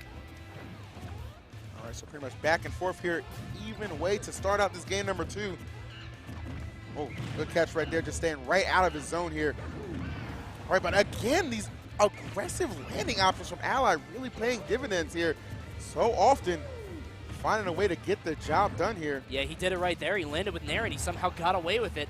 But Zero seeming to be handling this a lot better. Yeah, I was saying he's definitely picked up the pace right now. And I think a lot of this is Final Destination as the stage pick. He's able to stop Ally, from kind of running all over him from a smaller stage, with the platforms, everything like that. He's definitely making use of the flat ground there. Trying to come back safely here. Just get that ledge. Oh, but Zero not going to allow him to hold it there. Oh, a little bit of an awkward situation right there, but I don't think Ally was quite ready to respond. Exactly, yeah. He definitely could have done something, but I think it was a little surprising to both of them. Ally 136%, but he does get the up smash, not quite enough. That was a little scary right there. All right, but Ally going to remain here on the offensive here, keeping Zero in the air right here, trying to bat him back with the flood. That's the splash. We're seeing a lot of smash. And that's the smash. Yeah, there it is, right there. There it is, baby. You know it was going to come eventually. Gets the trump right here. Oh, he's trying to get a read on that monkey flip. Exactly. All right, he'll set up for this grab here. Watch the up smash. Oh, he had it. He had it lined up, but Zero with the aggressive landing option. Very smart. Oh, and that ledge trap into Zero right there. And oh, a miscue, a very rare miscue, honestly, for Zero. Had him in a good situation, but unable to exploit it. The falling up air. And now Ally looking poised to maybe take this first stock. Oh, but they will do so in a massive trade. Those barrels do not discriminate. Hey, this is a flashback to last year. If you guys remember, those barrels exploding and sending us into a sudden death situation at last year's Grands. I remember well. Not surprised that we're seeing it again here. Some call it fate. But right now, Ally looking fated to win this set against Zero. He's already one up on him. And he's doing great in this second stock. Yeah, it was a really strong lead here for Zero that was pretty much wiped out from Ally here, who now controls it by about 40%. Does an excellent job, really just not playing scared of the banana at all. I know sometimes Zero has elected to leave the banana on the wayside when it comes to this particular matchup, but, not so much this time, man, and Ally has really exploited that to his benefit. Knocks it away every single time. He's always trying to use an aerial if he has the opportunity. Goes for the down air. Shout-outs to Fonz. We are in the Midwest. He's got the banana in his hand.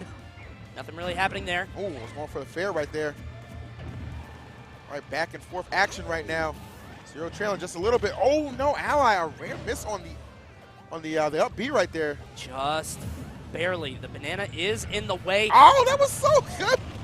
Threw out the nair right there. And again, these aggressive landing options, Zero is not ready for them, and he's sacrificing stage control to try to chase. Ally's trying to catch him with something here. Another nair. That's one thing I've actually pointed out throughout this tournament, man. I feel like Ally has just utilized Nair a lot more often than I've ever seen him here. Almost becoming his pseudo up smash, if you will, because he has certainly used a lot of it in a multitude of sets we've seen throughout the weekend here. And against Zero being no different, looking to find that success. Scary position, though. He's off on the side. He's able to get stage control again. Has his back to the center. The crowd is there's a lot of screaming going on in the crowd right now. It's a terrifying situation for both these guys to be in. Either one of them susceptible to death right now. Ally, oh, nobody committed to the grab right there. That could have been so pivotal. The forward throw here. Everybody is so scared. Ally trying to get the up smash. Excellent tech from Zero. Seriously. He's not going to be safe, but he does get grabbed. The back throw from Ally will take it. He is up 2-0. Disgusting right there. Had the excellent tech right there. There was a few moments, the hesitation costing both of them dearly, but it was Ally in the end to get the perfect position to go up 2-0 here against Zero, man. A very game Zero, I must say. Definitely looked a lot more composed than the first game, but it does not matter. Ally barely by the skin of his teeth taking game 2 on Final Destination. Zero says we're going right back, trying to squelch that momentum. Exactly, man. Not content with how that one went down, and how could you, man? You get those big pressure situations like that, and more often than not, it is Zero who comes out on the winning end, but on this day, on that match, was not the case here. And now Ally playing with, got to be a sense of confidence here. The jab block, let me get that regrab real quick, player, and just go back to work. But Zero able to strike back, sneak a grab in there, and maybe make up a little bit of this damage right here Ally has brought on early on. So a little bit calmer here, obviously, at the end of the last set, which was, you know, absolutely electric, that last match. Both back here just clenching, man. You didn't know what was going to happen. So close. But right now, these guys a little bit more reserved and calm, but Zero with the triple fair. I'm telling you, man, that fair just so imposing, creates a lot of openings there for Zero and just controls a lot of space at that. We're seeing Zero kind of define the pace of the game now. Anytime Ally is next to him, he's getting his grabs, he's getting these aerials. And Ally having difficulty dealing with it. Oh, good catch from Zero right there. Very smart. Oh, and the mean aggressive there. Zero not playing around right now, making it so difficult for Ally to re-find his footing. He does just that, though, with the help of the banana, which looked like it could have been yielding itself to an up smash. Could have been very scary. I mean, Ally's behind, but remember, that up smash is always available, and as you said, Zero a little bit more liable to fall into it than somebody like Mr. Art. We'll have to see how this goes. Looking for the edge guard. Oh, wow, 2 air dodges right there, though Zero not able to get stock. We'll settle for a grab right here, and the stage control benefiting him.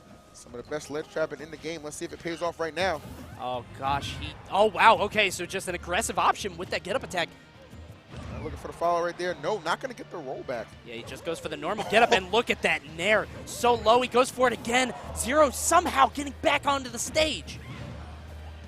Yeah, that'll be the stock right there. All right, so Zero with the lead right here, but a pretty fragile one, and Ally knew that right there. You said it. You said it, man. Ally up 2-0. We are down to our last stock of this game. Ally trying to close this one out. Zero trying not to let him. So intense right here. Both these guys, the back and forth action has been amazing, but at the end of the day, it has thus far favored Ally. We still find himself in a pretty solid position here. Oh, no. And you know, what is it, Coney? No. One grab, one opportunity, and it tends to be a big one. You saw the aggressive option for Zero getting out of it, but he gets another. Watch the down. Oh, he almost got it. So close, the man. dunk almost coming out. Oh, wow, just kind of using the flood to just back himself back there, and then had the nair as well waiting. So really, Ally, so many creative little plays he's making right here. I think it's the fact that a lot of moves he's choosing are just kind of unorthodox and not what Zero is expecting, and you're kind of seeing it be the difference maker for the most part, I want to say. Now, keep in mind, when Ally has that banana, he cannot go for an up smash, so he doesn't want to hold it too long, just in case an opportunity presents itself. But whoa! Boogie on him! That immediate pivot grab. This is Zero's on stage, he's in a terrible position. And that's going to wrap things up. I think he Z-dropped the banana and just clipped the recovery. Zero falling 3-0. Ally, a man on a mission, and this three-peat looking a little more likely as he books himself a trip to Grand Finals. Ally extends his set lead against Zero to 8-3. That is absolutely insane against the best player in the world for Wii U. Ally just stuffing his barrels with that banana, throwing it right in there, and just taking that set. That was incredible. That was incredible, man, and really just, you know, you look at it, the third week in a row, one time failing to even get the winners finals, and for the second tournament in a row, failing to win winners finals. So Yikes. Yeah, so it is real right now, man. Yeah, it's a scary thing. I mean, I know that Pierce has talked to Zero and said we got to come up with an answer to this. Mario Lucino was clearly not it, at least not today. So he's got to figure something out. Let's go ahead and cut to some replays of the set that we just witnessed. Let's take a look at this here. Now, this was beautiful right now, and you said it yourself, man. We kind of saw that last year at Smash and Splash, that DBZ-esque kill.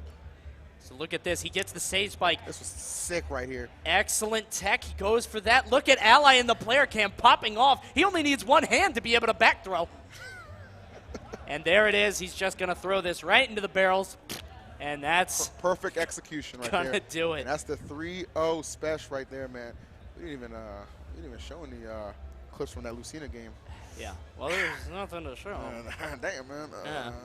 We're gonna show these loser semis though. I think that's that's coming out. That next. should be pretty good, man. I believe D-Disciple on the stage. D-Disciple, do you? Oh, wow! Excuse the hell out of me. We have 2 trailers before we get to the winner semis apparently. So we're gonna take a look at those guys. Enjoy. Keep it locked here. Smash Check these out. 3.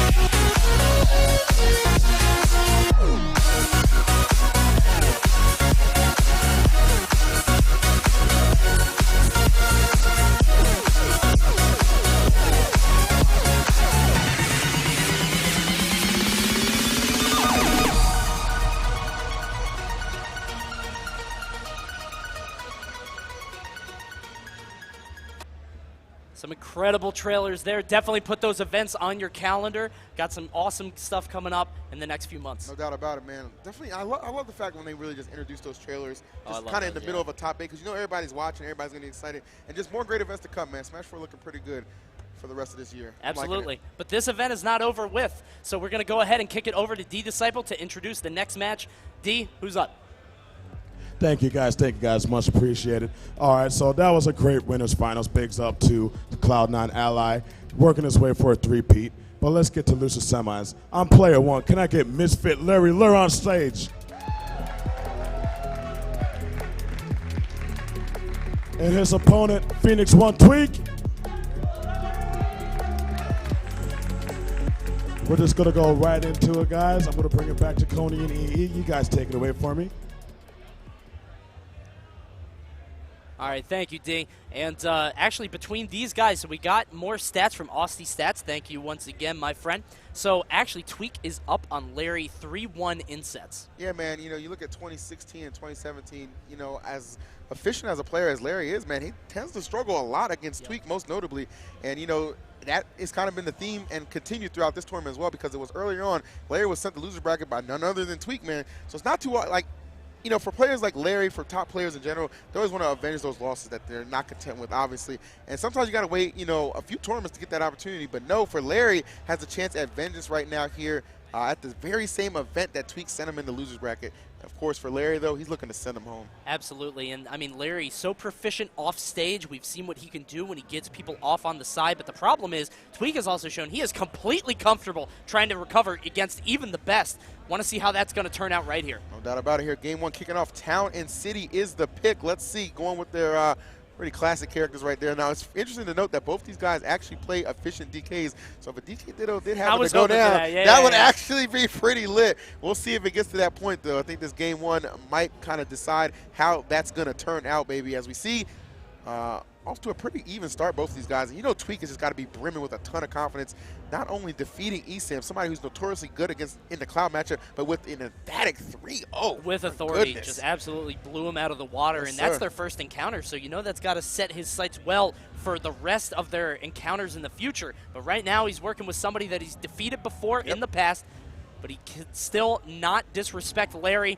obviously the most proficient Fox on planet Earth. No doubt about it, man. This guy's been the best Fox for quite a while for, you know, good reason here, man. Just such good technical prowess, really calm and cool under pressure, and when he gets a chance to strike and exploit, he does just that, man. Double jab into the up smash to seal the deal here. Nice back air there. Larry going for the aggressive option, not really taking any damage for it. Illusion's right into it, gets that down throw. Oh, I don't think he expected the tech in place. Yeah, I know, right? All right, Larry here making the most out of the situation right now. Really catching Tweak shielding quite a bit right now. Tweak needs to kind of maybe break that habit a little bit. I mean, I know Fox doesn't exactly have the most powerful grab, but trust me, man, a couple of those grabs, they certainly do add up. They put you in really bad situations also, particularly for Cloud, when he's just pushing you further and further to the ledge. There's that rapid jab. Going to go for the up air and just kind of shark under the platform, not commit to anything crazy. All right, Larry just content to try and land right above Tweak, though, but an up tilt and an up air will seal the deal there. So Tweak here, a little light at the end of this tunnel, only 77%. Nothing short or nothing we haven't seen him make up before plenty of times right now. Absolutely. And but that's right how it starts. Now, yeah, that's exactly how it gets started. Some up tilts into up air. Larry wisely retreating to the top platform. Yeah, Fox being that fast forward, man, sometimes a little more susceptible than other characters to being put in situations like that. So right now a little bit of back and forth. Tweak going for some retreating aerials, but he falls right into the dash attack. Larry going for a back air instead of an up air. Well, he had to read on the air dodge. I think he was just trying to send him off stage and just make him burn that limit to make that, you know, less part of the equation here. But no, not working out to his favor here, and Tweak looking to use it to his advantage, just swinging out that cross slash. Oh, but Larry landing behind it and just busting out that forward smash to take that first game. Well done. That's one of those things that as soon as you burn it, you're like, okay, this game's over. I lost this, unfortunately. You know what I mean? And I think Tweak definitely had that go through his head. It's one of those things, as soon as you pop it, you're like, yeah, it's done. It was a gamble. You know what I mean? It's one of those gamble plays. You know, you're playing from behind the entirety of that match. So things like that tend to happen. Zero put that tongue away. Look at Zero and Ally next to each other. Best bros. Best bros, man. So here we go into game two. Best bros with your lady. Yeah. No need for that rhyme. All right, baby. Here we go. Game number 2 underway. Back to Town and City we go. This makes sense, I think. Stage wasn't absolutely, integral to Tweak's loss. I think he just made a couple wild decisions. They came back to bite him. He's going to get a little bit more damage on this with that cross slash. And he's got Larry above him, trying to catch him landing, but he gives him the left side of the stage. Goes for it again, but Larry, oh my goodness, the pivot up tilt. I'm telling you, man, he's so efficient with those strings and his utilization always on the money. One thing that really aided Tweak in their winner's encounter, though, was the fact that he could punish Larry so efficiently when he had him above him. That hasn't really been the case so far for this particular matchup. You saw Tweak jump backward. He knew that Larry was going to illusion on the stage. He did not punish accordingly, but he's in his head, as you can see right there. And that's right there, man. Plays like that are why Tweak was able to take it earlier on in winner side of things. Gets the good read on that air dodge and punishing accordingly here. So now Larry in the position to play catch up. Okay. See that back air trying to land aggressively, but he does eat that up air. Tweak able to avoid the second one. He's trying to sit in his shield, as you said, maybe a little bit too careful. Yep. And he's using second jump immediately. He doesn't even want to challenge Larry, but unfortunately, he does get hit by that up smash, loses first stock. Yeah, well timed there from Larry, man. Keeping himself very much so in this matchup, man. You really think the fact that Tweak gets these early stock kills, man, but he's not able to just extend it as much as sure as he would like to. Oh, no, my Lord. This percent had been a little higher. Yup. Could have been a good position for Tweak to be in here. Just a mean down air. Still finds himself in a pretty favorable one here. I think he read the roll on, but he didn't really commit to an option. Right now, only a 5% difference between these two. We're going to see a down throw, put him in a position for an up air. Did not connect, but he does have that limit. Watch the cross slash on the platform, not going to happen. Yeah, I was kind of like holding my breath right there. He was ascending above him. I was wondering if he was going to throw out the up B actually and try and catch him. We've seen Tweak do that a number of times, really. Yeah. I wonder if he's going to be a little bit more careful with it, considering how that last game ended. Exactly. He wants to hold onto it. Maybe throw the blade beam. I was just going to say that. Just be a little more cautious here. Obviously, you don't want to be down 2-0 here, and it looks like he's not going to be if this match continues this trend. Oh my goodness, Larry, though, the side B getting him through, and the up B will be the end of that game. Tweak had all the control in the world and just kind of let it go. That was so unfortunate. That was the worst position he could have been in. Sometimes you're unlucky. Sometimes it's just all against you, man. And it's not like you didn't see the illusion coming. He tried to challenge it. Larry just snuck through, and off a big-time bear was just able to take control, and Tweak unable to come back. And that's the thing about Cloud, man. With no limits, sometimes you really do just have no chance. That's also the thing about Fox, man. He's honest. Very honest character. Larry barely sneaking out of that one. Tweak attacking on the percent super fast, but Larry with that aggressive dare actually coming down and answering right back. Yes, sir. All right, Tomahawk right there. I like that. As you said, Tweak kind of known to sit in his shield a little bit too long against this character. Larry trying to fire back and punish him for that. And honestly, that could be one of the kind of defining things Larry picked up from their first set where they had encountered in winners, man. I mean, I really do think that Larry is somebody who just kind of goes back, studies the tape, and just realizes where he made those mistakes. And he's so good at just correcting any errors that you saw in their last encounter. Absolutely. So right now, again, Tweak just kind of giving Larry the stage again. He's got him on the ledge, but he doesn't want to commit to anything. Larry going for that rapid jab, just trying to punish, any kind of option coming out of Tweak other than shield. Oh my goodness, the back air. He is so quick at just sneaking those in. And he perhaps has just got himself into top 3 right now, one stock away from sending Tweak home in 4th place. He's looking so hot. Tweak just not really having an answer for this. Does hit the back air. He's going to try to get his limit back. Good dash attack, challenging the illusion. Going to force Larry to think twice on his recovery. All right. Oh, good drop down. Yes, it is enough right there. A little thanks to that boosted ability right there of the limit here. Just a little bit too close on that. You see Tweak kind of dashing left and right. Larry kind of enjoying the fact that Tweak has this limit. He's going to be able to get a little bit more mileage out of his combos, I think. Rapid jab again. Yep. He just keeps throwing that out if they're next to each other, just hoping to catch Tweak on one of the punches, but instead Tweak catches him with triple up air. And right now, there's a very minute difference, only 9%. Yeah, seriously, and right now you see Tweak on the hunt, but for the moment, Larry reassuming control, though. Tweak picking the aggressive option. I like that. Back and forth they go. These two hard hitters, a lot on the line for Tweak, just looking to get on the board. Larry trying to make the read right there, not able to come up with the stock. And now Tweak, you knew he was hunting for that cross line. You saw him dash back and forth, trying to find that opening, and he just slices his way through and takes the game. So close, and you kind of see remnants of the Larry Lure versus Fatality set from a few weeks ago. Mr. R actually commented on it, said that Larry was so close, only a few frames off of actually winning that game, winning the set. And you saw him get the read on the up smash, but just a slight mis-execution, just kind of an error in his gameplay, and he gave that game away. You got to hope that he isn't going to be defined by that. He's able to make it back. We're back to Town and City. You really think about how much that set, kind of changed the landscape of that top 8 at Momocon, man. If Larry were to fall here, man, it'd be a hell of an effort by Tweak to get this reverse 3-0, man. But just think of the ramifications that could occur, especially for Ally, who's just waiting in grand finals. Yep. So here we are, Larry under Tweak once more. Tweak somehow reversing fate on that one. He's able to get under Larry himself. And again, more damage. Yep, fourth throw right here. Larry looking to clip him. Tweak is going to go high right there. Smart play. Trying to reset the situation a little bit. So good at just dropping those up airs, man. The timing always impeccable, and had the good read on the spot dodge right there to just extend that damage. But Larry comes back immediately. His up tilts, man, doing him just as much justice. Oh, no! Caught coming back into the right and gets sent straight left. And you know what's wild is that if Tweak just kind of whiffed that, if Larry didn't run back into it, we would be criticizing it right now. We'd say, oh, he burns his limit, he shouldn't have done that. But instead, Tweak just with the future sight somehow. I mean, sometimes you just got to take that gamble, man, and it paid off big time here. Now Larry under the gun right now, just struggling to get the stock off Tweak. I like the fact that he put out the down air. Don't give him those free air dodges, man. He's escaping every single time. Larry keeps getting him in these awful positions where lesser clouds would panic, but Tweak answering every single time correctly, but he eats that back air, and now we're down to potentially Tweak's last stock. Well, if it is his last stock, it is a good one to have because he does have quite the lead right now, 66% ahead of Larry right here, and just getting that limit charged up little by little. But that does create a slight opening for Larry to come in. But notice that Tweak is having no problem getting these up airs to just connect. Yeah.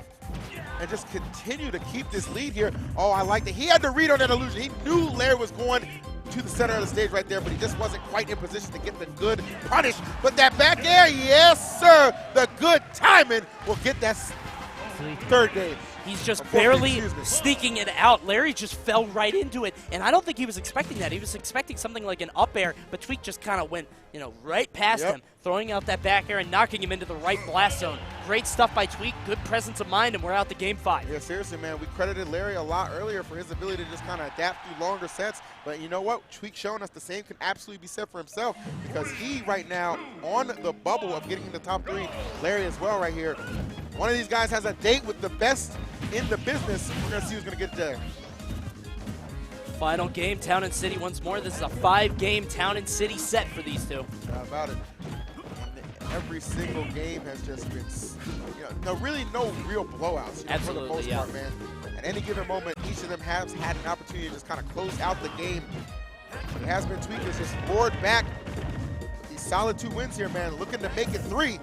Larry, of course, looking to not be that guy to drop a 2-0 lead. Yeah, this so is painful when you get in those spots. Yeah, this is looking ugly for Larry right now. He's just missing his conversions. He's putting Tweak in bad situations, but Tweak is answering correctly every single time. He has the momentum on his side. He was able to do it against Esam, and now he's doing it against Larry.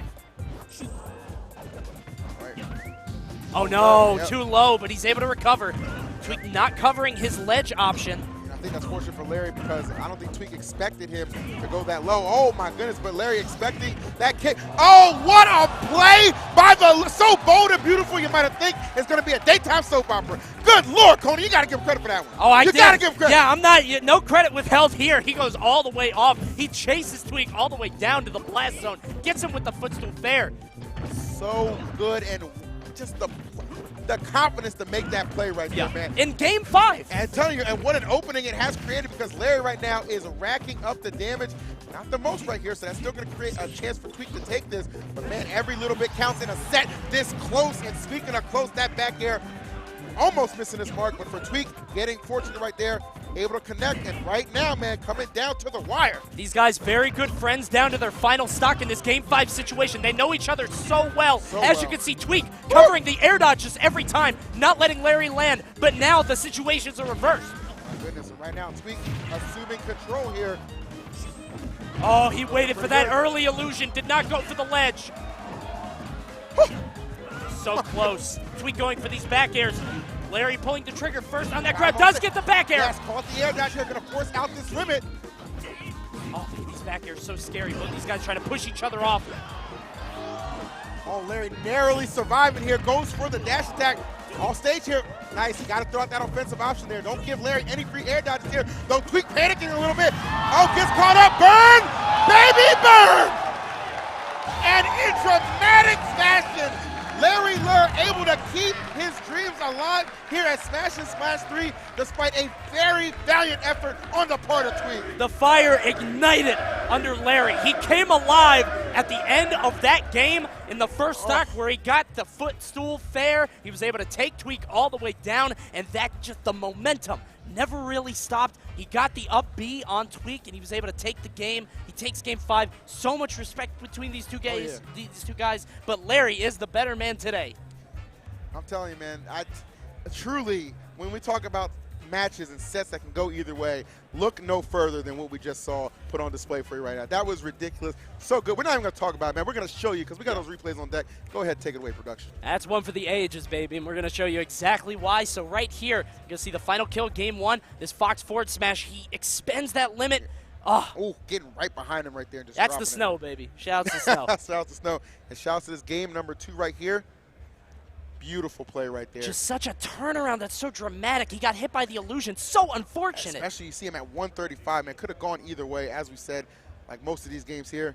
And then looking for the follow. Could have been the end, man. We would not have gotten those epic 3 games to follow had it ended like that. But there it is, man. You know when Cloud is dashing back and forth like that, he's looking for the opening, looking for that window. Absolutely. He struck. And you can see he's going to pop it right there. Reminiscent of Genesis 3, if you remember that, actually. Como, I think, against Nairo, when he pulled it super early and actually caught him into it. And right there, Tweak landing on that platform was a death sentence. Eats another back air. This was disgusting, man. Oh, my God. Look at that. Commitment, understanding the position, understanding so much on the line you're trailing. Got to make a big play. Why the hell not? And this is it, the final stock of the game. Larry knocking him in the air. Knows he's going to air dodge. Knows his opponent so well. Kills him with the Firefox and the slight pop-off from Larry. Going to move on to losers finals against TSM 0. Yeah, it was a lot of on-the-ground shielding that kind of caught him up with a lot of damage and a lot of those bad air dodges as well that Larry was looking to exploit. And he saw one big opportunity, man, and boy, was it tremendous. And what's interesting is that we kept seeing Tweak get around Larry's opportunities to try to keep him in the air. He kept choosing aggressive options like down air, forward air, back air, things like that. But then eventually Larry adapted. He said, okay, if you're going to go for that, I'm just going to meet you up there and intercept and stuff you whenever you try to do it, just keeping him up there. The crazy thing is, if he missed that, he was dead. Oh, yeah, absolutely. All right. Well, tremendous play on the part of Larry. He advances on, and we're going to find out who his opponent is. You already know, but D-Disciple, go ahead with the formalities, baby. I still need time to recover from that set. I can't believe that up B connected. I'm so mad at you, Larry. Show must go on. So losers finals. We already got Larry on stage. Zero, get on stage for me, please.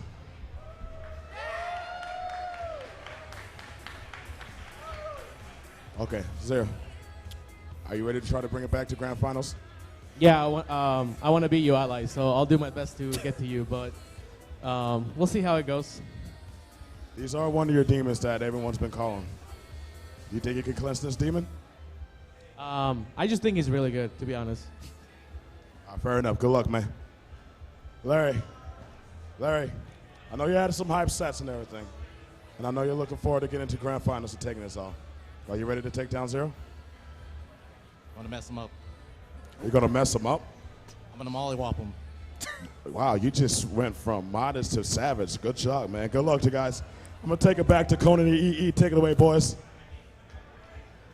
I like it. I like the fact that it wasn't the power. I'll do my best. Yeah, he didn't give us the TV answer, man. He gave us the backstage, the cameras off. We just take it, we just backstage just cracking one open with the boys. He said, I'm going to crack this man's head open. Yeah, he cut a promo on him. That's exactly what that was. Absolutely. Good stuff from Larry, so we're going to have to see how this goes. But in the past, it has not gone well. Zero's up 11-4 in sets. Larry can pull them out, but it's not very often. It's been a while, man. You got to go all the way back to when he eliminated Zero at CEO 2016. And then Abadango Saga being the most recent time he was here. Man, that's a long time ago, man. Oh, yeah. That's quite a bit ways back. You kind of have to go to find that. And then they did have an exchange last weekend. I had the privilege of commentating that, and it was kind of a trouncing on the part of Zero, man. It was a clean 3-0. So, Definitely. If Larry, though, if he can ride that momentum that he just built up against Tweak, man, I would say he has a pretty good shot here. Obviously, Zero coming in a little bit defeated after his match against Ally. Let's see if he can exploit that. And this must be some kind of error, glitch or something, because we struck the Lilat. I don't know if these guys realize the stage they're playing on. You know, so many people hate it. I'm surprised that we're here, but I guess they decide just to play it off. And right now, Larry is outplaying Zero in a major fashion. Seriously, he's up 53%. Oh my God, just zipping and popping across the stage, man. Those pseudo wave dashes, man. He is just getting a lot of mileage here and a ton of damage. Leaves himself open there, right there for a quick banana toss. Don't let those spares be the death of you here. Yeah, he's trying to stuff those illusions. We saw Tweak do it before, and Zero's doing it also. Larry kind of known to go for the illusion on stage rather than at the ledge, and he does get punished for it. Meanwhile, he's able to punish Zero with that back air. I'm telling you, well placed, well timed, and he is just dropping the dime right now. Absolutely exploding here, but Zero immediately roaring back himself, not to be outdone here.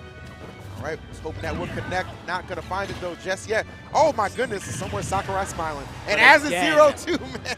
Again, he gets the illusion on stage, and Larry does it again. He keeps going on stage and getting thrown right back off. He's got to make his adjustments and try to mix up his recovery as best he can. It's one of those things, man. You come in with a game plan, come in with a blueprint, man, and that'll go a little bit of ways for a while, man, but you have got to be able to adjust on the fly here. Zero picks up on habit just so quickly and just knows how to exploit him. Diddy Kong being that much of a powerful character here. Of course, the same can't be said for Fox. We already know what both of us think about this character. Oh yeah, and we've seen some earlier sets from Larry where he's made those adjustments and kind of refined his play over the course of 5 games, as we saw in that last set against Tweak. I'm sure he can do it again. You're going to have to watch his recoveries for the rest of the set. Excellent read on the tech back from Zero. As you can tell, Larry going right to the ledge. Yes, sir. Keeping a lot of control right here. And so often we see oh my goodness, those monkey flips. Yeah. You already know, man. If you can't punish those, man, good luck against Zero. We've seen time and time again, Larry has been able to do that, especially in his set against MVD. Remember the amount of control he was able to exhibit there? Of course, Zero, though, a whole nother beast entirely. So now Larry in a bad position, but he's able to explode right out of it with that down air. Spot dodges the monkey flip, very smart. There's the rapid jab in the wrong direction. Actually kind of pulled him back behind him. Oh, but just going to explode with that dare and then go into, wow. You can see Larry kind of laughing. He is like, yeah, that was a very honorable play. He was like, all right, I'm not letting go of the A button. Just do what you want. Well, you deserve this. I've seen plenty of times he just kind of elected to just jump over him and bear him when he has Larry in those situations, just kind of rapid jab it. But this time he was just like, you know what, let me experiment a little bit. And let me tell you something, Professor, it was a success. Very smart. It was a good hypothesis. It's a good way to put it. So we're out to game 2, guys. Let's see how this goes. Zero now up 1-0 on Larry, trying to push the set count even further into his favor. Town and City once more. All right, just go to that platform right there. Yeah. Better to take the damage, man, than he didn't want losing the stock. Exactly. He did not want the fair footstool at all. He's been victim to that too many times from Larry, so he just recovers on the platform. So smart. Well, like I said, when players are pretty cognizant of the fact that Fox is going to be looking for that, all you have to do is just wait, because he has to make the first move, and you can really just play around that. Yeah. Go, tries for the dash attack. Oh my goodness, and Zero stuffed him. He knew that Larry was going to try to jump off and go for the back air, and he just is there waiting for him, just like he's there waiting for him on the illusion. Exactly, knows exactly where he's going to place that illusion right there and getting a lot off of that neutral air. Zero is playing so far ahead of Larry right now. He is 5 steps ahead at all times. I got 5 steps ahead and looking to put him 6 feet under. Just absolutely destroying Larry here in the opening of this game, too. There you go, finding a grab here, trying to mount some offense. Zero not trying to let that be the case, though. Love that. Slowed down a bit. I like that back air there. Yep. Okay, almost. Tries to place the back air, I'm sorry, the down air, not going to happen. Gets the nair, Zero trying to land. He's doing just fine, trying to get this up tilt, the monkey slap. You see him walking right there, very patient here, understanding the position that he's in. Oh, another big time dare, man. Really just pulling this out of that toolkit, and there you go. See you later. But listen, that tech from Larry, excellent presence of mind. If he didn't tech that, I'm pretty sure he would have died off the top. But he gets that back air right now. Zero in a very bad position. Tries the shine spike. A little cheeky there. Hey, if it connected, though, man, it would have knocked him out. Oh, yeah. Unable to find the window right here. So for Zero, opportunity still knocking, and this man having no problem just answering the door. Does get that up tilt into up air, trying to chase Zero all the way to the top. Zero mixing up his landing by using, oh my goodness, the banana coming back to save it. Absolutely disgusting, Coney. All right, going high right here. A couple B reversals, just trying to mix Larry up. Does just that and retreats immediately, getting his banana back in hand. Can he get back safely? Yes, he can. And notice every single time just playing behind the banana, that quick movement right there from Zero. Will he punish? Yes. The down tilt's paying dividends right now. So much damage coming out from Zero. And, oh. There we go. All right, Couch, that's a little unsafe on that monkey flip. I don't know if I like that one. I think he thought that Larry was going to run in. Yeah, because Larry was kind of like in a pressure situation, looking to get some offense going. Yep. He's looking to kind of minimize that, excuse me. So I understand the play right there, but Larry, though, a good wherewithal, has the good countermeasures. Still with an opportunity here, though it is fleeting by every moment as these hits from Zero just continue to connect. Exactly, and right now Larry trying to make this comeback. I will say that Zero has kind of outplayed him at every opportunity in this match so far. The neutral has belonged to Zero. Absolutely. Like, not even a question. But it doesn't always define who wins the match. Very true. As Fox does have some opportunities, as you can see right here, trying to catch Zero landing. It's those game-breaking plays that can really just swing a set into your favor. But in Larry's case, he's just looking to get this game here. Got himself much closer here. Zero, a couple of air dodges now. That percent's a little higher, though.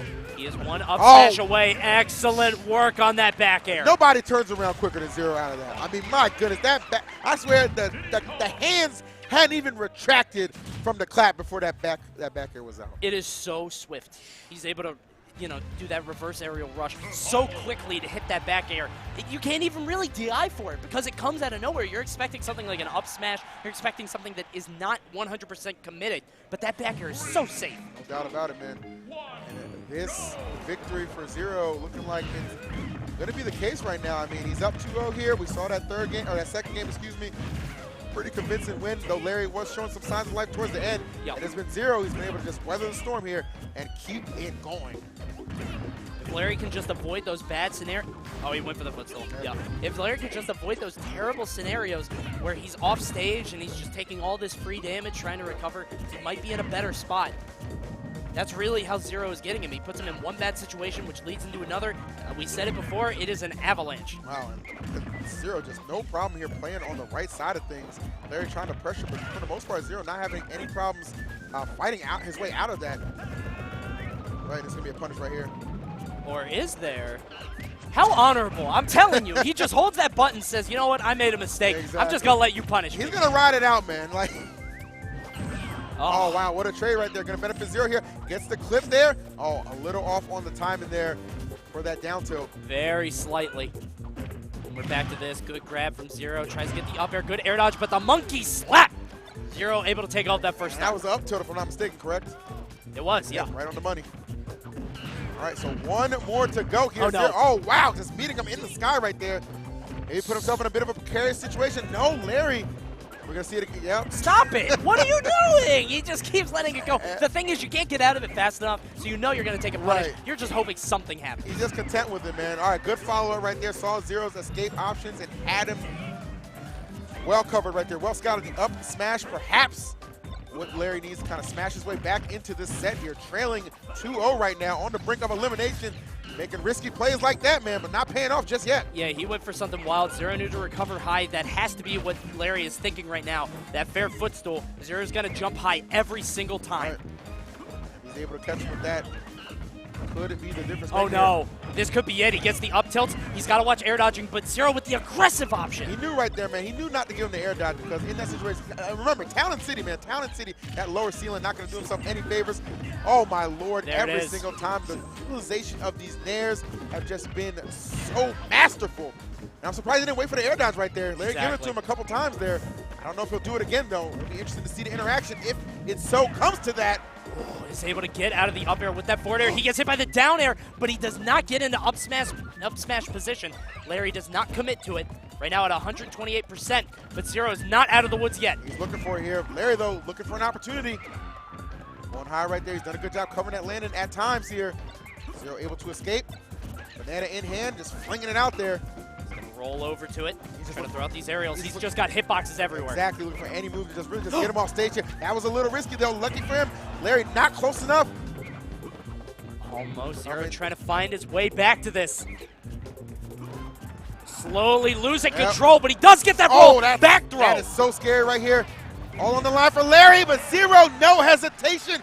Only decisive gameplay, and that will be a 3-0. And yet again, Zero handling Larry again, hasn't dropped a set to him since Abadango Saga. Has been quite a while, and it looks like that streak will continue. And you saw the consideration as Lariat was trying to recover. You could almost see it in his movement. Do I side B? Do I go for the illusion, or do I go for the Foxfire? You don't really know what to do against Zero. I mean, he's punished the illusion so many times that side B to the ledge. He had the forward air ready. Either way, Larry just really ran out of options there, and it was game over for him. And I almost want to say there was a little bit of hesitation when he was on that left side, thinking about which recovery option to do, because he really picked the one that really just set him up for failure, having to come up at that angle, and Zero just perfectly timing that forward air to just seal the deal. You have to wonder if he picked something immediately, if he just went with anything. Even if it was the wrong option, he might have been able to do it. Just to try and get back to the stage. Like, that light hesitation, exactly. It was just a little bit too late, and we're going to go ahead and show you guys some replays. I'm sure that's going to be in there. Go ahead and cut to that.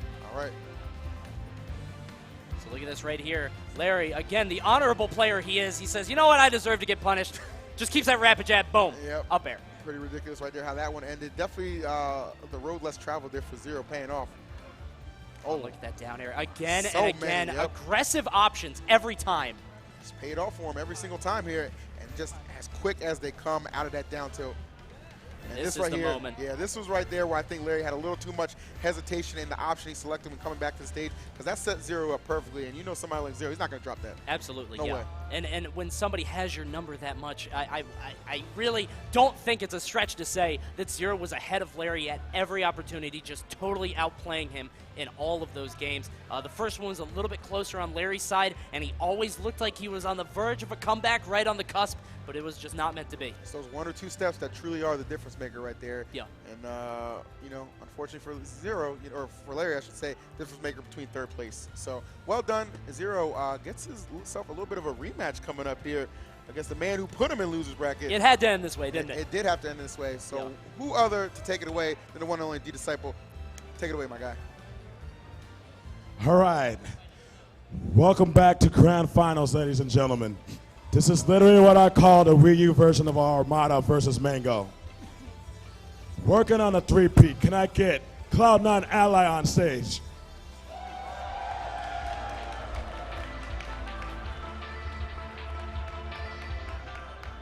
All right, before we start this, Ally, do you have anything to say? Again, I want another good set. Hopefully, it'll end like Game 5, something really like epic. But we'll see what happens, man. Good luck to him too. Okay, good luck, man. You have anything you want to say to Zero? I love you, Ally, and I love you, Midwest.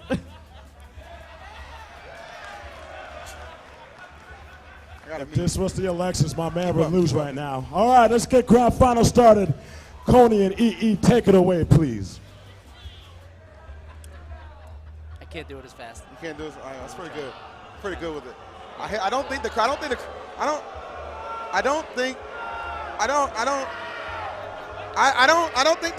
I don't think they're fans, man. I guess not. I guess no. Oh, damn. Oh, wait, hold on. Cut it back. I mean, it's not. Look what I got. I mean, look. I know you're a little tight. Let me do a wheel. Let me do a wheel. Take it away, Coney. Oh, wait. This is hard. Hey! There you go. I don't think the crowd's a fan, man. It's all good, baby. No. They want to get into the action. I'm not mad at them, though, baby. All right, let's give you the games, guys. We're on to Grand Final, Yes. Zero versus Ally. Let me hear it. Woo! You knew this showdown was looming, man. You knew. Kind of like a flashback to last year when you really think about it, man. Ally, of course, as we said multiple times, looking for the three-peat, in a great position to get it, man. I mean, he's got to lose 2 sets, and for somebody as talented as him, man, that's going to be very difficult. Absolutely. C9 TSM showdown about to get underway. Town and City to open up this final And set. Ally said that he wanted something epic. He said he wanted something crazy. Right. I don't know if you could get more epic than last year at Key Lime Cove. The way that game ended with a sudden death, expertly casted by JV and Max Ketchum, just doing an excellent job of selling that moment. Absolutely, It man. was just incredible. And yeah, shouts to them for last year, man, because, you know, these two, they certainly create moments, and it's not always easy to make them the stars they are. Oh, my God, that is why we say what we say. Back and forth action is so real right now to open up just this first stock here. of brands. My lord, Zero fighting with a lot of intensity, though Ally still maintaining the percent lead. Again, these guys just throwing haymakers back and forth. This is a slobber knocker. Only 35 seconds have passed, but so many big hits connecting. Zero gonna throw Ally off the stage, look for that back air. It's not happening. Not just yet. Oh, goes high right there. Now, we've seen good answers here from Zero because we've seen so many times, especially in that last set, Ally would have let the come down with the dare, but not to be on that occasion right there. Ally still able to take the first stock. And Zero, I don't know what happened there. I definitely thought that he made it back. He had a second to react, but unfortunately it did not pan out, and he actually perishes his first stock. Yeah, no doubt about it, man. Just kind of just taking care of business. It's Ally here. Ally just seems like he has his number, man, every single time. Ally, we said that Zero was 3-5 steps ahead of Larry. Ally seems to be 1 or 2 steps ahead of Zero at every moment. Absolute man on a mission here. Okay, though good patience there from Zero. You see the little slide back right there, able to get that down tilt in the up smash. Classic bread and butter from Diddy. He's gonna need a lot of that, man. Ally out here trying to toast this man. Oh, goes for the cape right there, trying to send him the opposite direction here. Yep. Now you see Ally trying to put on safe shield pressure, mixing up Zero on the side. Goes for that nair, but Zero not just taking the free grab, trying to find something else. That's the Ally classic right there, man. Oh, wow, landing on the platform in the down smash to end the thing. My goodness. And the crowd appreciated that frame trap. To. Zero had to air dodge. It was the only way he was going to be able to survive, and he falls right into the down smash. I don't know if he DI'd for it explicitly. It's that kind, like Ally just puts people in those kind of predicaments, and he doesn't hesitate when it comes to pulling the trigger right there. Yep. Not going to give you any kind of chance to just shield, spot dodge, get the hell out the way. No, sir. Just going to throw out that hitbox and claim that first game. So here we are again, guys. Town and City once more. Ally 2 games away from a three-peat at Smash and Splash. So imperative for him to get this victory, man. Just kind of defending things in his stomping ground of the Midwest. Obviously born a Canadian man, but does reside in Ohio, or Michigan, excuse me. Right now, clearly residing on Town and City because he is claiming ownership to this stage right now. Whoa, going high for that back air. Zero gonna try to recover. Ally does have the ledge, and he's just all over him. Telling you, oh my goodness. And that's how you know he's just playing with that elevated level of confidence right there. Just kind of backs off a little bit and just throws out the up B at a later date. And it's not really that much in terms of, percent or anything like that, but it keeps Zero in the air, and it lets Ally reset the situation and get a little bit more damage. Very intelligent from Ally. Not about it here. All right, so Diddy Kong up Zero trying to get himself back into the match here for some ledge trapping. Oh, man, seemingly had him dead to rights right there, but no, both hits of that force smash whiffing right there, and this creates a nice opening for Ally, who's one to work right now. Honestly, that was perfect timing on Ally's get up. He avoided both hits just with expert maneuvering of the frames. He's ally to get out of there. Tries to get that grab. It's not going to happen. Down tilt and the up smash. Zero taking the first stock. All right, not able to avoid that one here. Ally trying to get these up airs. Double K. Oh my God! And that's kind of the little juke that Ally does. He makes you second guess what option you should pick to get out of that situation. And because he does things like that, he can make those clutch plays right there and get a big time up smash. Just so good, man. Just such a deeper level of gameplay. Really just gotta appreciate it. Ally just so smart with the biggest brain, with the biggest up smash. You can see him right now charging up this Flood. He just wants a chance to be able to knock Zero off stage and push him off more with that Flood. And good tech by Zero. Does not want to get caught in a jab reset situation. I wouldn't have got him, the stock rolls right there, but you don't need that kind of extra damage if you don't have to take it. Rolls on stage, good reaction from Zero. He does get the cape. Ally's shaking his head. That grab box a little bit too far, I think. A little bit wonky right there. Got to respect that option there. Oh no! Oh no! Oh wow, that bear just a second off of connecting and causing some real problems for Zero here. Desperate to get this game number 2. Banana on the field, but Ally keeps getting back for free! He keeps getting back on stage. So many people struggle against Zero when he gets them on the ledge. Ally just takes over the stage again. Exactly. You can tell, man, so many battles between these two guys, man. At some point, you just get a feel for how to avoid those tricks that have been so problematic in the early going here. Back throw, yes, just trying to get that stage control. An incredibly intense finish for this game again. And notice, waited to the last moment right there to really pull out that banana. Oh, Zero, got to be careful right there with the options he picks. Another back throw, yes. This man content to just take control of the stage here and put the pressure on Ally. Looking to come back here. Oh, one to jab right there, the forward throw. There it is. I think he was looking to jab, or either just jab, get the back throw. I'm telling you, you're lucky the camera wasn't on me because I was spinning both fidget spinners just wildly. My anxiety going off the charts right now just watching this game. I couldn't control it, man.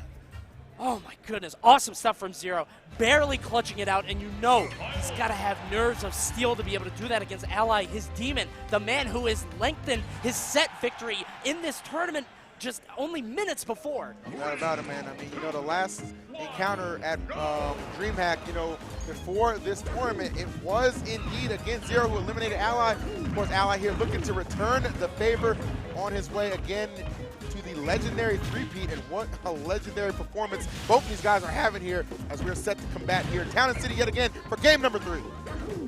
Oh. Here we are again.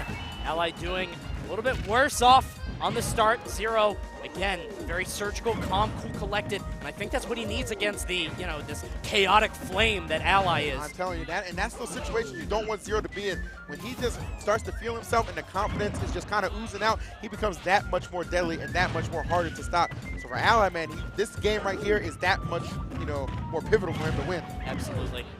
There's the up air at the top. Zero slowing down the pace considerably.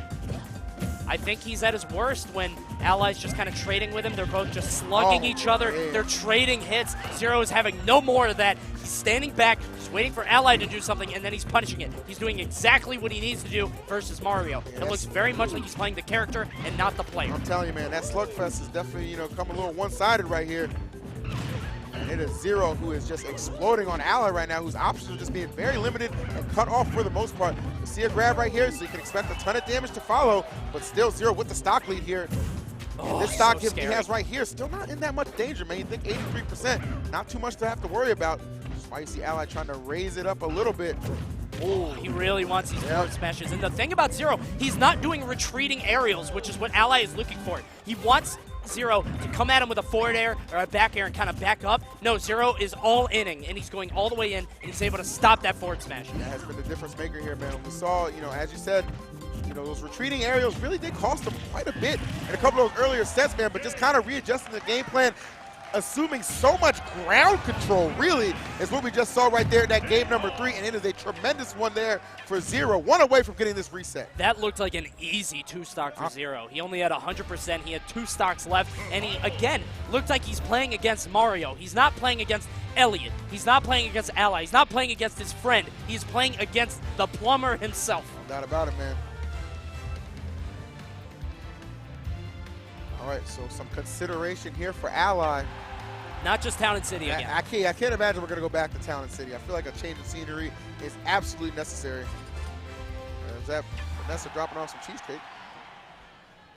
Definitely cheesecake. Here we go, guys. Final destination. I think Ally wants this to stop Zero's landings. Wants this huge stage. He wants to kill Zero off the top with up smash because, like we said, Zero gets hit by that a lot more than other players. Ally does have a pretty good ratio of landing that. The only problem right here for him is he can't land on the stage. Zero with just such an aggressive nature right now. You see him just swinging right there, just going for that forward air, just content to just get him off the stage and just add on this damage here. Ally falling prey to some of that good ledge trapping and edge guarding that we know Zero to be famous for. It's just a lockdown. I mean, once Zero gets his sights on you, it is so hard to get out. It's like a fighter pilot. He's just locked in, and there's nothing you can do. Look at this. Really now fight or flight here for Ally. Pretty much just choosing flight. Oh no. Zero But. Yeah, oh wow, okay, I like it. That was a little clever right there because he kind of switches up the option there. Picking maybe the unconventional one that Ally was not expecting here. Excuse me, Zero was not expecting. Oh, but look at this, a 60% difference. Oh no. This is bad for Zero. Ally getting so much range and answering back with that forward smash. How many times have we seen him looking for it, and what a time for it to come in big right there, trailing almost 90%, and now to just take the lead and just storming back here against Zero, trying to not only wipe out those stocks, but wipe out that confidence that he may have gained. Got all the momentum that Zero has attained over the past game and a half. It is all for nothing after that forward smash. Oh my goodness, and again we see the answer back. Reads the monkey flip, gets the pivot grab. Oh. He's off stage. And he is, man, off stage, but coming back here. Ally clipping him right there. Great dash attack, charging up that up smash. He's looking for the ender right here. What a shift in momentum we've seen over the course of this game. Ally always just barely out of range for Zero. He's got him off stage, gets the fireball, tries to get the stage spike. Extra smart from Zero. And he's just right there waiting for Zero to pick an unsafe option right here. Zero, though, so far doing a good job keeping himself grounded for the most part here. Not choosing too many aerial options, which I'm sure Ally looking to punish right here. So he scary. wanted that so bad. He needed it. There's the down throw. He's going to go for the forward air. That will not connect. And I think he's trying to wait for the B reverse. Exactly. He's just trying to set him up to make him pick an uncomfortable option. Oh, that bear had it connected. Could have been the closer right here. Goes for the nair, a late nair, but drops a little bit too far. A little scary on that. Somehow Zero surviving all these interactions right here, keeping this stock alive. 147 looking to mount that comeback right now. And in dramatic fashion, might just get the job done here. This is playing so almost scary. Fearless, despite the percent deficit. Right now, there's the up throw into the up air. He waits for the air dodge. He does not connect. There's the back air on the side. Zero will survive, but he's in a very bad position. There he is. All right, the nair. Nice trade here for Ally. Oh, but that was a smart B reversal on the part of Zero. He knows he has to do that. I think he's looking for an up B. He's trying to commit to something. It's not going to happen. There's another up throw. Up throw. Not quite. Mario ain't got the juice like that, man. Calm down. Back throw. But perhaps. No. Wow. He wants an up B, I think. Not committing to it or an up air. A couple of options right here. If you can get a read on the air dodge, I'm sure. Oh, this is super scary to be in right now. Oh, not going to commit to the chase down here. Back throw. Zero as at 194%. Ally has to find a way off this ledge. It's like a puzzle. He's able to get back. And now Zero at 194. And he misses the grab! Is it enough? It is! Wow, Zero! That man's clutch factor cannot be called into question with plays like that. He just misses the option. He chose wrong. It became rock, paper, scissors at that point. And when he went for the grab, when he was trying to set up for the back throw for the potential kill, Zero punished him hard. Unbelievable play right there on the part of Zero, trailing damn near 100% and still brings it all the way back. This man determined not to take a loss 3 tournaments in a row. He is, you know, and that's crazy, right?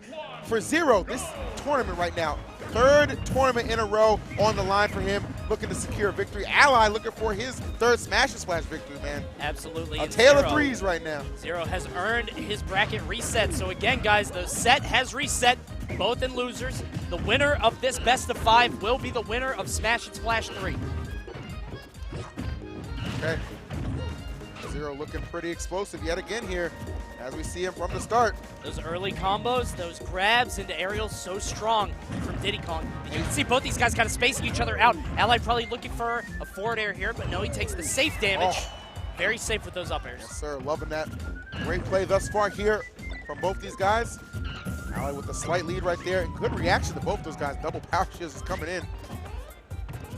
Long set like this, you know, everybody pulling out all the stops right here. Oh, yeah. You leave nothing in the clip. Leave it all out there on the stage. Yes, sir. You know, Ally trying to, you know, be very intelligent, try to think in how he's considering getting back on the stage. Doesn't want to take any unnecessary damage. Nice. Zero winning that exchange right there. Content to just notice Zero every single time just wants Ally off stage. I think you're realizing that the most time he's able to maximize that damage is when Ally is trying to get back to stage. And good patience right there from Zero. Just really just doing such a good job at just reacting to Ally, having the perfect counterplay. And that right there is why he gets the first stock here in our opening game of Grand Final, set number 2. Yeah, we talked earlier. I said that Ally definitely has Zero's numbers. But Zero, I don't know if he had caller ID or something, but he's definitely got Ally right back here. Yes, sir. Oh, no. I wonder if that was an up smash or something. He had it guaranteed, but he falls through the platform with an up air. It's the safer option, but it could have been a kill. He's trying to pressure him. Yeah, he doesn't have invincibility on the ledge, but Ally doesn't really have a fast enough option to cover that. Zero knowing that right quick, and he's exploiting it perfectly here.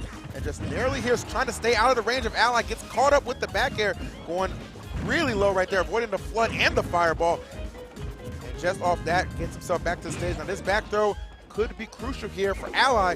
Just trying to maintain some control. Just desperate to get the stock off, man, but Zero's just evasiveness, man, just at another level right now. Zero is playing ice cold. He's just thinking, very surgical, very clinical in his play, but he does get grabbed, and there's the back throw. Crowd kind of coming alive for Ally, definitely the fan favorite here. No doubt about it, man. So many people, they want to see Ally take this tournament, hold it down for the Midwest. See Zero kind of rolling about. Remember the first stock of that last game where Ally was able to come back. He tries to take him off the top. Continuing to just pop him up right there, maybe trying to exploit the fact that lower ceiling here on Town and City. I think he's going for the rage, yeah. Yep, Zero, though, surviving all those big-time hits. Still with a pretty comfortable lead, and he's going to keep on extending that, just tossing out that up air here. Trying to make it so difficult for Ally to land. Tip for tap, back and forth they go. Zero, though, every single time. Good catch on that. He actually air dodges. He's able to catch it. Ally trying to get his hands on him. Not quite. Good back air from Zero. Ally's got to find a way to land. He just lands on the side. And again, Zero not really stopping him from getting back on stage, but Ally with the aggressive get-up attack. And that's fine with Zero, man. He's content to just kind of wait this one out here, see where it goes, just trying to limit those options. I would say the platform on that left side was very helpful, though, to Ally in getting back here. So Zero going to try and set up just some of the same right now. I really like the idea of that flood to kind of make Zero cross a lot of ground, and that banana might have saved Zero from potential death, maybe. If Ally was able to carry him all the way off on the left, he's got to thank his lucky stars that was there. Yeah, seriously right there. Such crucial play. The back air, though, to seal things up here. Zero has really found his strides here in this matchup. One thing about Zero and Ally, man, it always seems like during the first encounters, it's just Ally, Ally, Ally. Yep. And then slowly but surely, Zero starts to remember, starts to get a hang of it. And sure enough, starts playing, as you said, the character more so than just the player. I think that's definitely what it comes down to. Zero has to remind himself that Mario is as limited as any other character in the game. And it's not Ally, it's Mario he's fighting. All right, so here we are. Back to Town and City we go.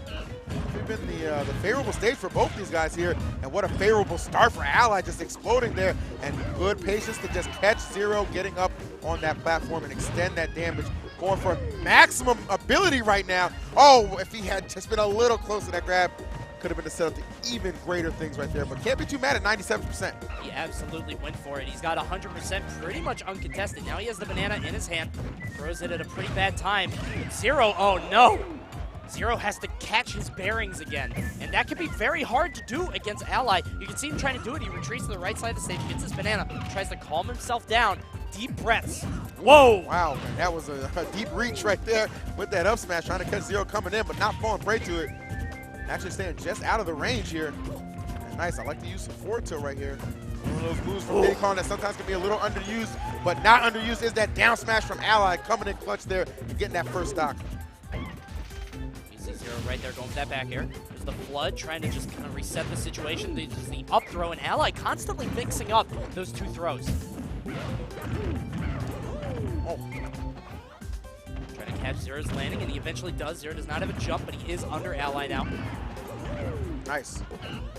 Again, Ally just kind of ahead of Zero at all points in this game. Just cutting off these options here that Zero is looking for, trying to get something going though, but Ally keeping them very limited. 20% difference plus a stock, unfortunately. Oh, tries to grab it, but Zero with that retreating down tilt. So I like how Zero reacted right there. You know, so many times we've seen Zero just kind of crawl back right there. And that time, Ally not afraid of it, just going in and getting the grab.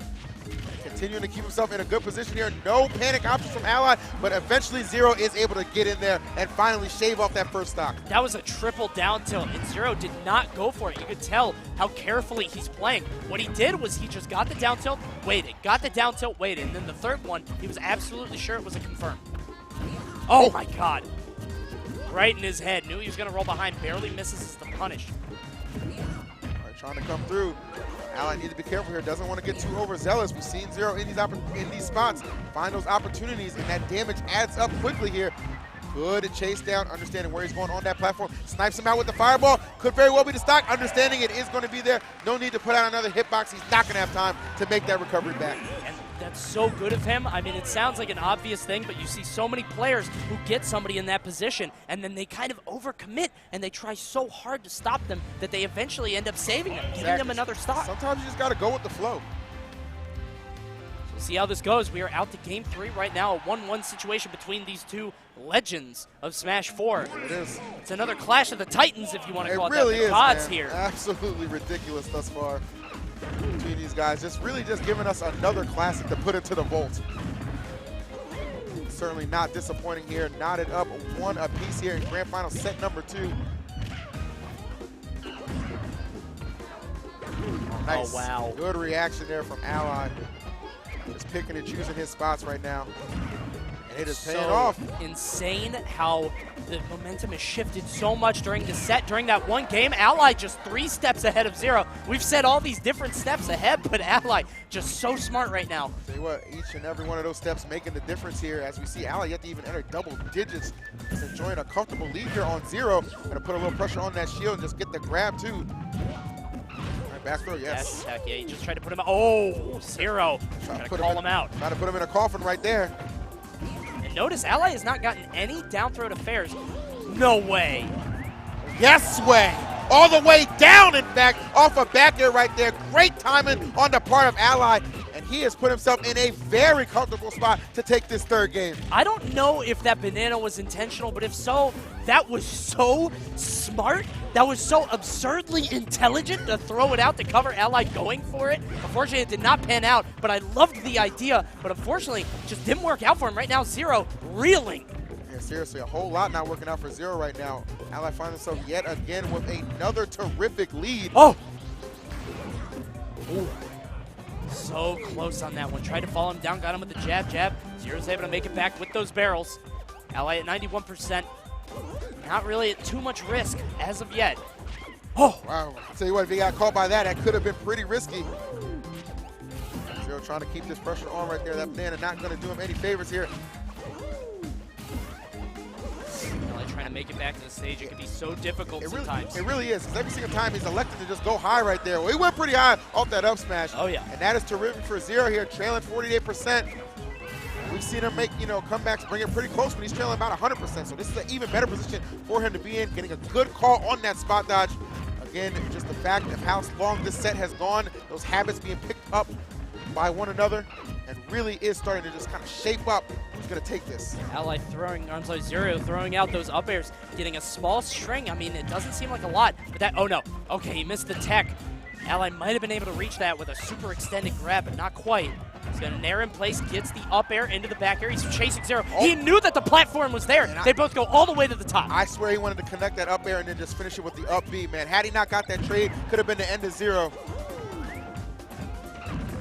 Ally, I think he tried to pick up that banana on the ascent. Did not happen. Goes for the forward air. I think he was waiting for like a fair or something like that. Might have just been a misinput for an up air. Don't know. Right now, Zero, again, has slowed down the pace of this game considerably. Exactly. Just lets him collect his thoughts. And that's where he's at his best, man, where he's just kind of able to just slow it down and then collect himself and catch that second win here and bring it to a doable position. I think Ally trying to wait him out. And my God! And that is the scary thing about Ally. Just the slow, you got to be, just the slow creep, man. The slow creep. Ally playing like a fencer. He's just like in your face, walking on the ground, looking back and forth. You wonder what he's going to do. He actually was playing sumo with Zero there on the left-hand side, trying to force him off. He gave Zero a little bit of stage, gave him some rope to hang himself with, and got him with the up smash. What he did was give him a little bit of hope and then just snatched it right away Absolutely. There. So Ally one game away from that coveted three-peat here at Smash and Splash. Will he get the job done? I have a feeling the best in the world may have something to say about that. Though, if he does drop this, man, some people may start to question if he still is the best, man. Absolutely. Definitely questions will be raised right here. And if you've noticed, we've actually transitioned over to nighttime here in Town and City. It's been a long-ass set, man. It's been a long day turning into a long night. I'm telling you, sun's got to set at some point, man. Perhaps the hopes of Zero are going to set too, man, but trying to keep them alive here. Let's have the early lead right now. Of course, as Ally has shown, that can be so fragile when he gets his hands on you. Just one grab to make him so much of a deficit. And speaking of which, right on cue, the damage to follow, yes, sir. Oh. Exactly what you were talking about. All it takes is one grab for Mario to put on so much damage. Zero has been avoiding that so well in certain games and just getting hit by it constantly in others. All right, gonna retreat right there to the right side here. Oh, wow. That's really good reaction, too. Just saw Zero above his head and just come out the shield with the up air. Really smart play there. But we do see Zero still leading here. Now I got to be cognizant of that up tilt. Oh, and that quick turnaround, the quick release. I say it all the time, man. Nobody does it faster. Oh, look at Zero just absolutely menacing there. Ally trying to get the down air. Zero wisely air dodging on that. Ally's got to pull something out of his hat here. A lot of fists being thrown there. All right, Trying to catch this landing here. Zero Nice. wisely getting out the way. I like that B reversal. Actually kind of put himself in an unexpected position. I'm sure Ally wasn't expecting, right in his grill there. It was a terrible position, but it worked out. Yeah, because Ally kind of hesitated. He didn't really have Yep. an answer for that. He's like, oh, why are you here? Yep. Like, That's a good impression. That's what he said. Shaking his head. yeah, exactly. Good back throw there. Uses the banana to cover himself, and he catches it. Yeah, Wow. seriously, great coverage right there. Nice. He That got was right smart. off the platform. Exactly. That was smart stuff. Don't put yourself in a position to just give Ally a free hit right there. Well, you know what? That wasn't free, but Ally certainly take it, and Zero will pay for it here. Perhaps the final stock right here of this tournament on the line. Ally looking to make the comeback right now, seal the deal here in game number 3. Zero looking to send it into overtime, game 5. And if you're Zero right now, yes, you have a lead on Ally, but you gotta remember the past 2 years at Smash and Splash, what Ally did, especially last year with that spike. You have to be so careful, so cold. You cannot let it slip now. Absolutely. Zero is still in so much danger. Created some of the best hype moments this game has ever seen right here. And I got to tell you what, giving us one of the best sets, man. 2 of them at that here, which could be coming to a close if Ally is able to find his way in. But it is Zero with the wherewithal and the commitment right there to go high and send us into overtime. Game 5 has arrived. This is the final stand between Zero and Ally, who have met here last year, and now they're here again. It just had to be this way between these two About legends. as iconic as Smash 4 gets right here, man. TSM versus Cloud9 here. This is absolute war, a bloodbath.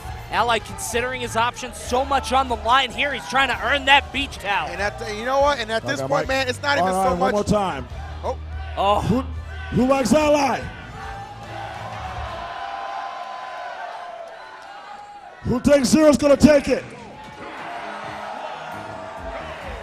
All right. All right, well, let's do this. Game 5, ladies and gentlemen. All right. speed it up. Come on, come on, You come see it on. right there, the crowd firmly behind Ally right here. Despite Zero currently being a Midwest resident, man.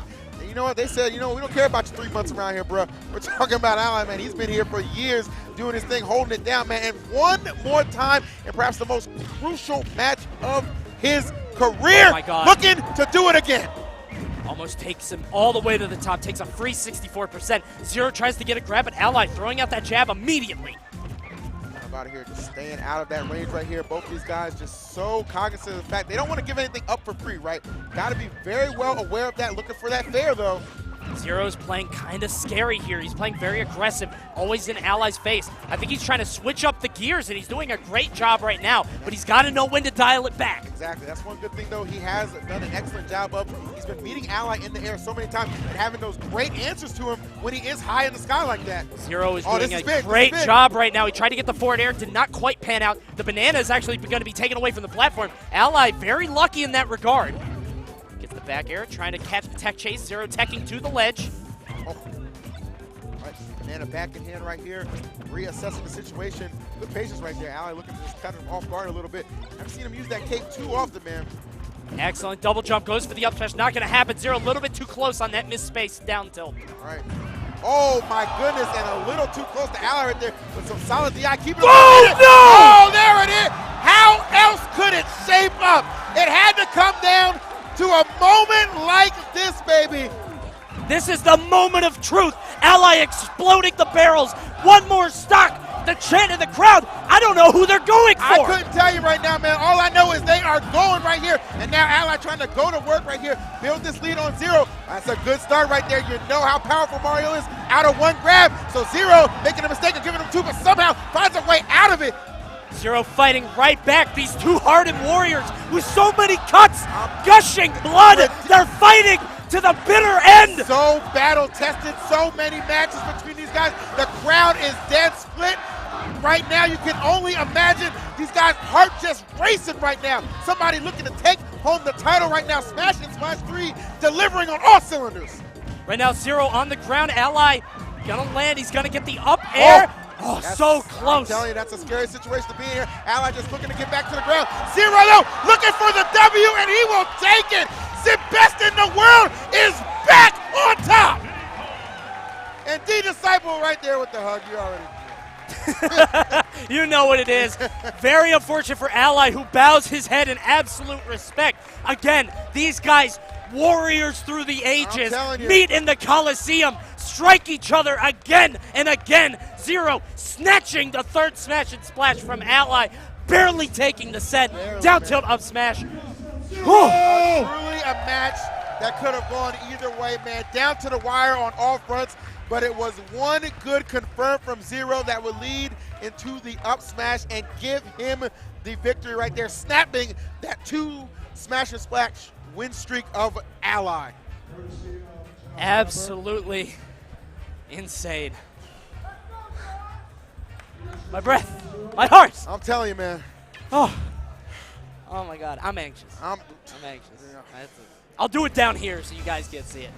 Oh my gosh, what an incredible set. I'm legitimately out of breath. I mean, seriously, man. I mean, you know, we talked about what an incredible tournament this was before we opened up this top 8, man. And you want to talk about not delivering. You want to talk about not the standard, man. That was some extraordinary play on the part of both those guys.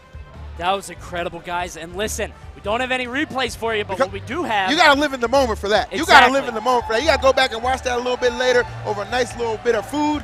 You need all the context, and right now you see Zero standing with that hard-earned victory, that tall. trophy. Yes, sir.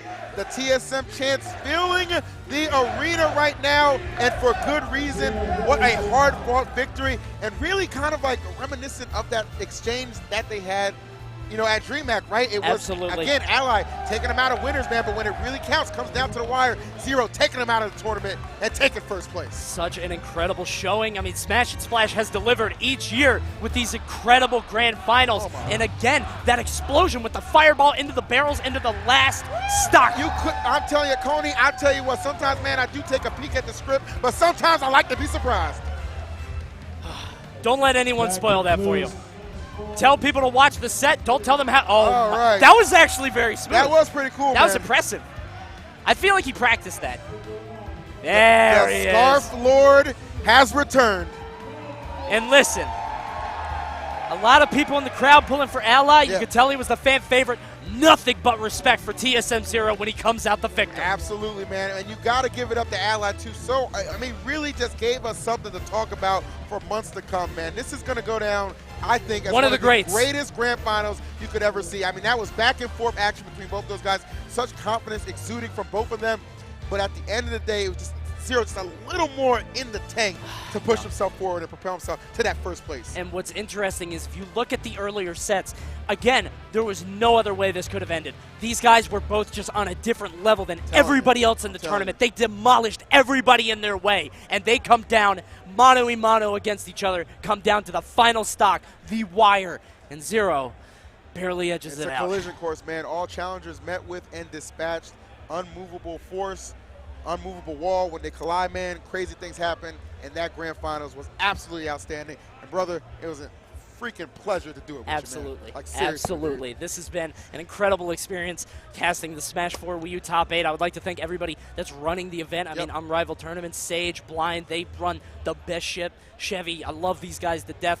Thank you guys for watching. Of course, man. Smash Wii U again delivers at Smash and Splash. Just an incredible top 8. And a big shout out to the man who put it all together, man, Josh, man, the man with the plan absolutely. and the vision. He had a vision for great things, man, and it's truly great to see him be able to live up to it. And what a memorable Smash Splash for me. This is my first one, man. I know you're a veteran of this, man, but Absolutely. it certainly is a pleasure to be here.